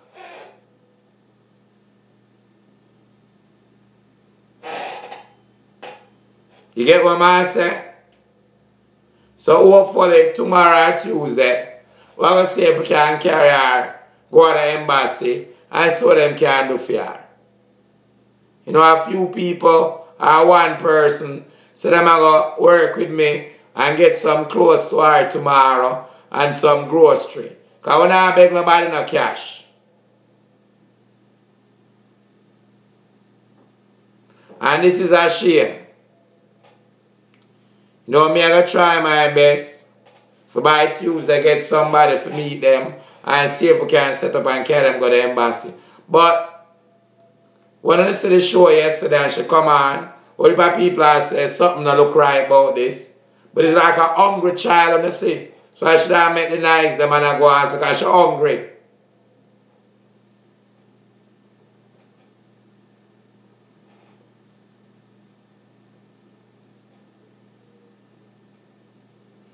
You can't say them happy, Peyton, and them happy. Nobody have to do nothing in this damn world for you. Nobody. Because if they happy, should in the position where she there. I mean, would not do that show ya. Because being the first one find out say she's a British citizen. So what them supposed to do and what them have to do are two different things. Somebody I feel the suffering from it. And is this lady?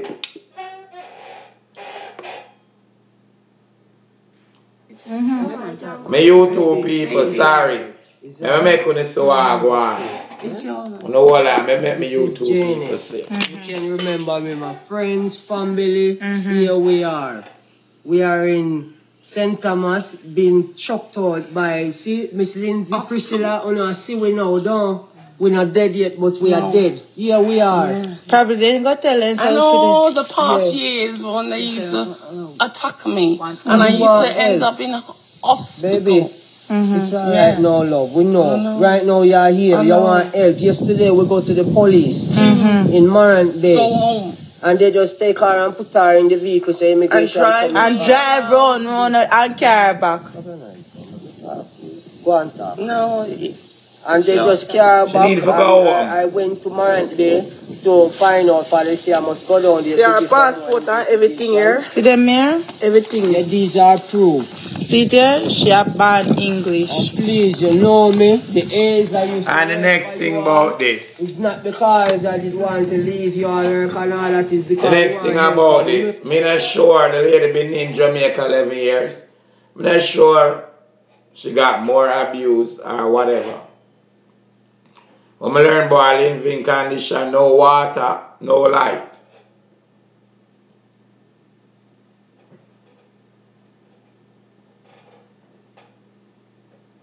Alright, Peyton, you never watched the show yesterday. I've been through the run around. So I'm not going to get the run around again. You probably never watched the show yesterday. Yeah? I'm not, so we're not going to go through the run around. Just a few people want help. That's it. Alright? When I go through the run around, you probably never watched yesterday.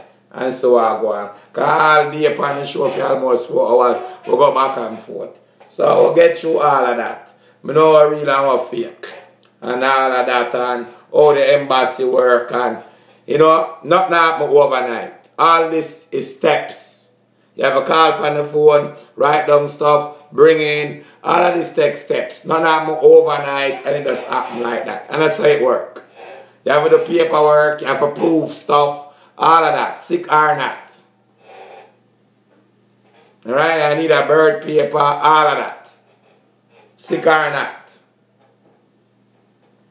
So, even if they're not going to help you get it, or whatever the thing is, still take a time. So, you know, me love to think out the box. Some of us don't think out the box. When you think out the box, you think what else might come up. You think with a broader thinking. You know, just boxing yourself. She have no passport. Passport is expired. She had one. So, you always try to think out the box. Get what I say? Same way with the mental sickness. You know, somebody said them are going to try and help with some clothes tomorrow. So me and them are going to work together. You know, try and get her some clothes. Because and tomorrow embassy are going to help her. You know, everything, paperwork's on time. So we are going to see what we can go on do. Nothing big. Nobody not, no, she not asking for no cash. She just want to go back home and get some help. Good night, Primrose. You know, man, so that's all. So, we say caring is sharing, sharing is caring. We are good-hearted people. So, simple stuff. Feeding people close by them body, a simple stuff that. Worse when they suffer from a mental illness. You get what I say? That does make it even worthwhile. And thanks to Shandy for helping our people. You're welcome, Ina. Hope this show was educational. Big up all my guests. Big up everybody that called. Big up everybody who want to help or donate. I want to donate to my basic school, our basic school, Burke Road Basic School, which we sponsor 35 kids. We take care of the school. Make sure them education right. When you just hear me say, I'm going to talk to the chairman, because I want to know a politician in the area. We make sure the school them go to put together a field trip. Kids mother come up in a May, want to put together something for them. You know, these are our future. We are trying to show them love and prevent some of these stuff that we was talking about early on to happen to them. We are trying to protect them, protect with investment. You see me? These are future lawyers and doctors. Want more of that, less gunmen, criminals and thieves. You know, want to cut the numbers. So I try show youths them love. And anybody who want to join and help can go on the page and see Burke Road Basic School who want to sponsor a kid. Can go ahead. Ashanti Boss 360@gmail.com. The PayPal, you want to help of a breakfast program that me, the 360 family, the viewers, been keep going. This is our 5th week. Physically, 6 weeks, but 5th week because school was out last week. You know, physically providing breakfast for these kids. You know, hopefully we have a trip coming up in Jamaica. Also have a yearly treat that I've been doing 5 years in a row. Way before Facebook Live. You know, my people them joined me last year on Facebook Live. Over 500 kids.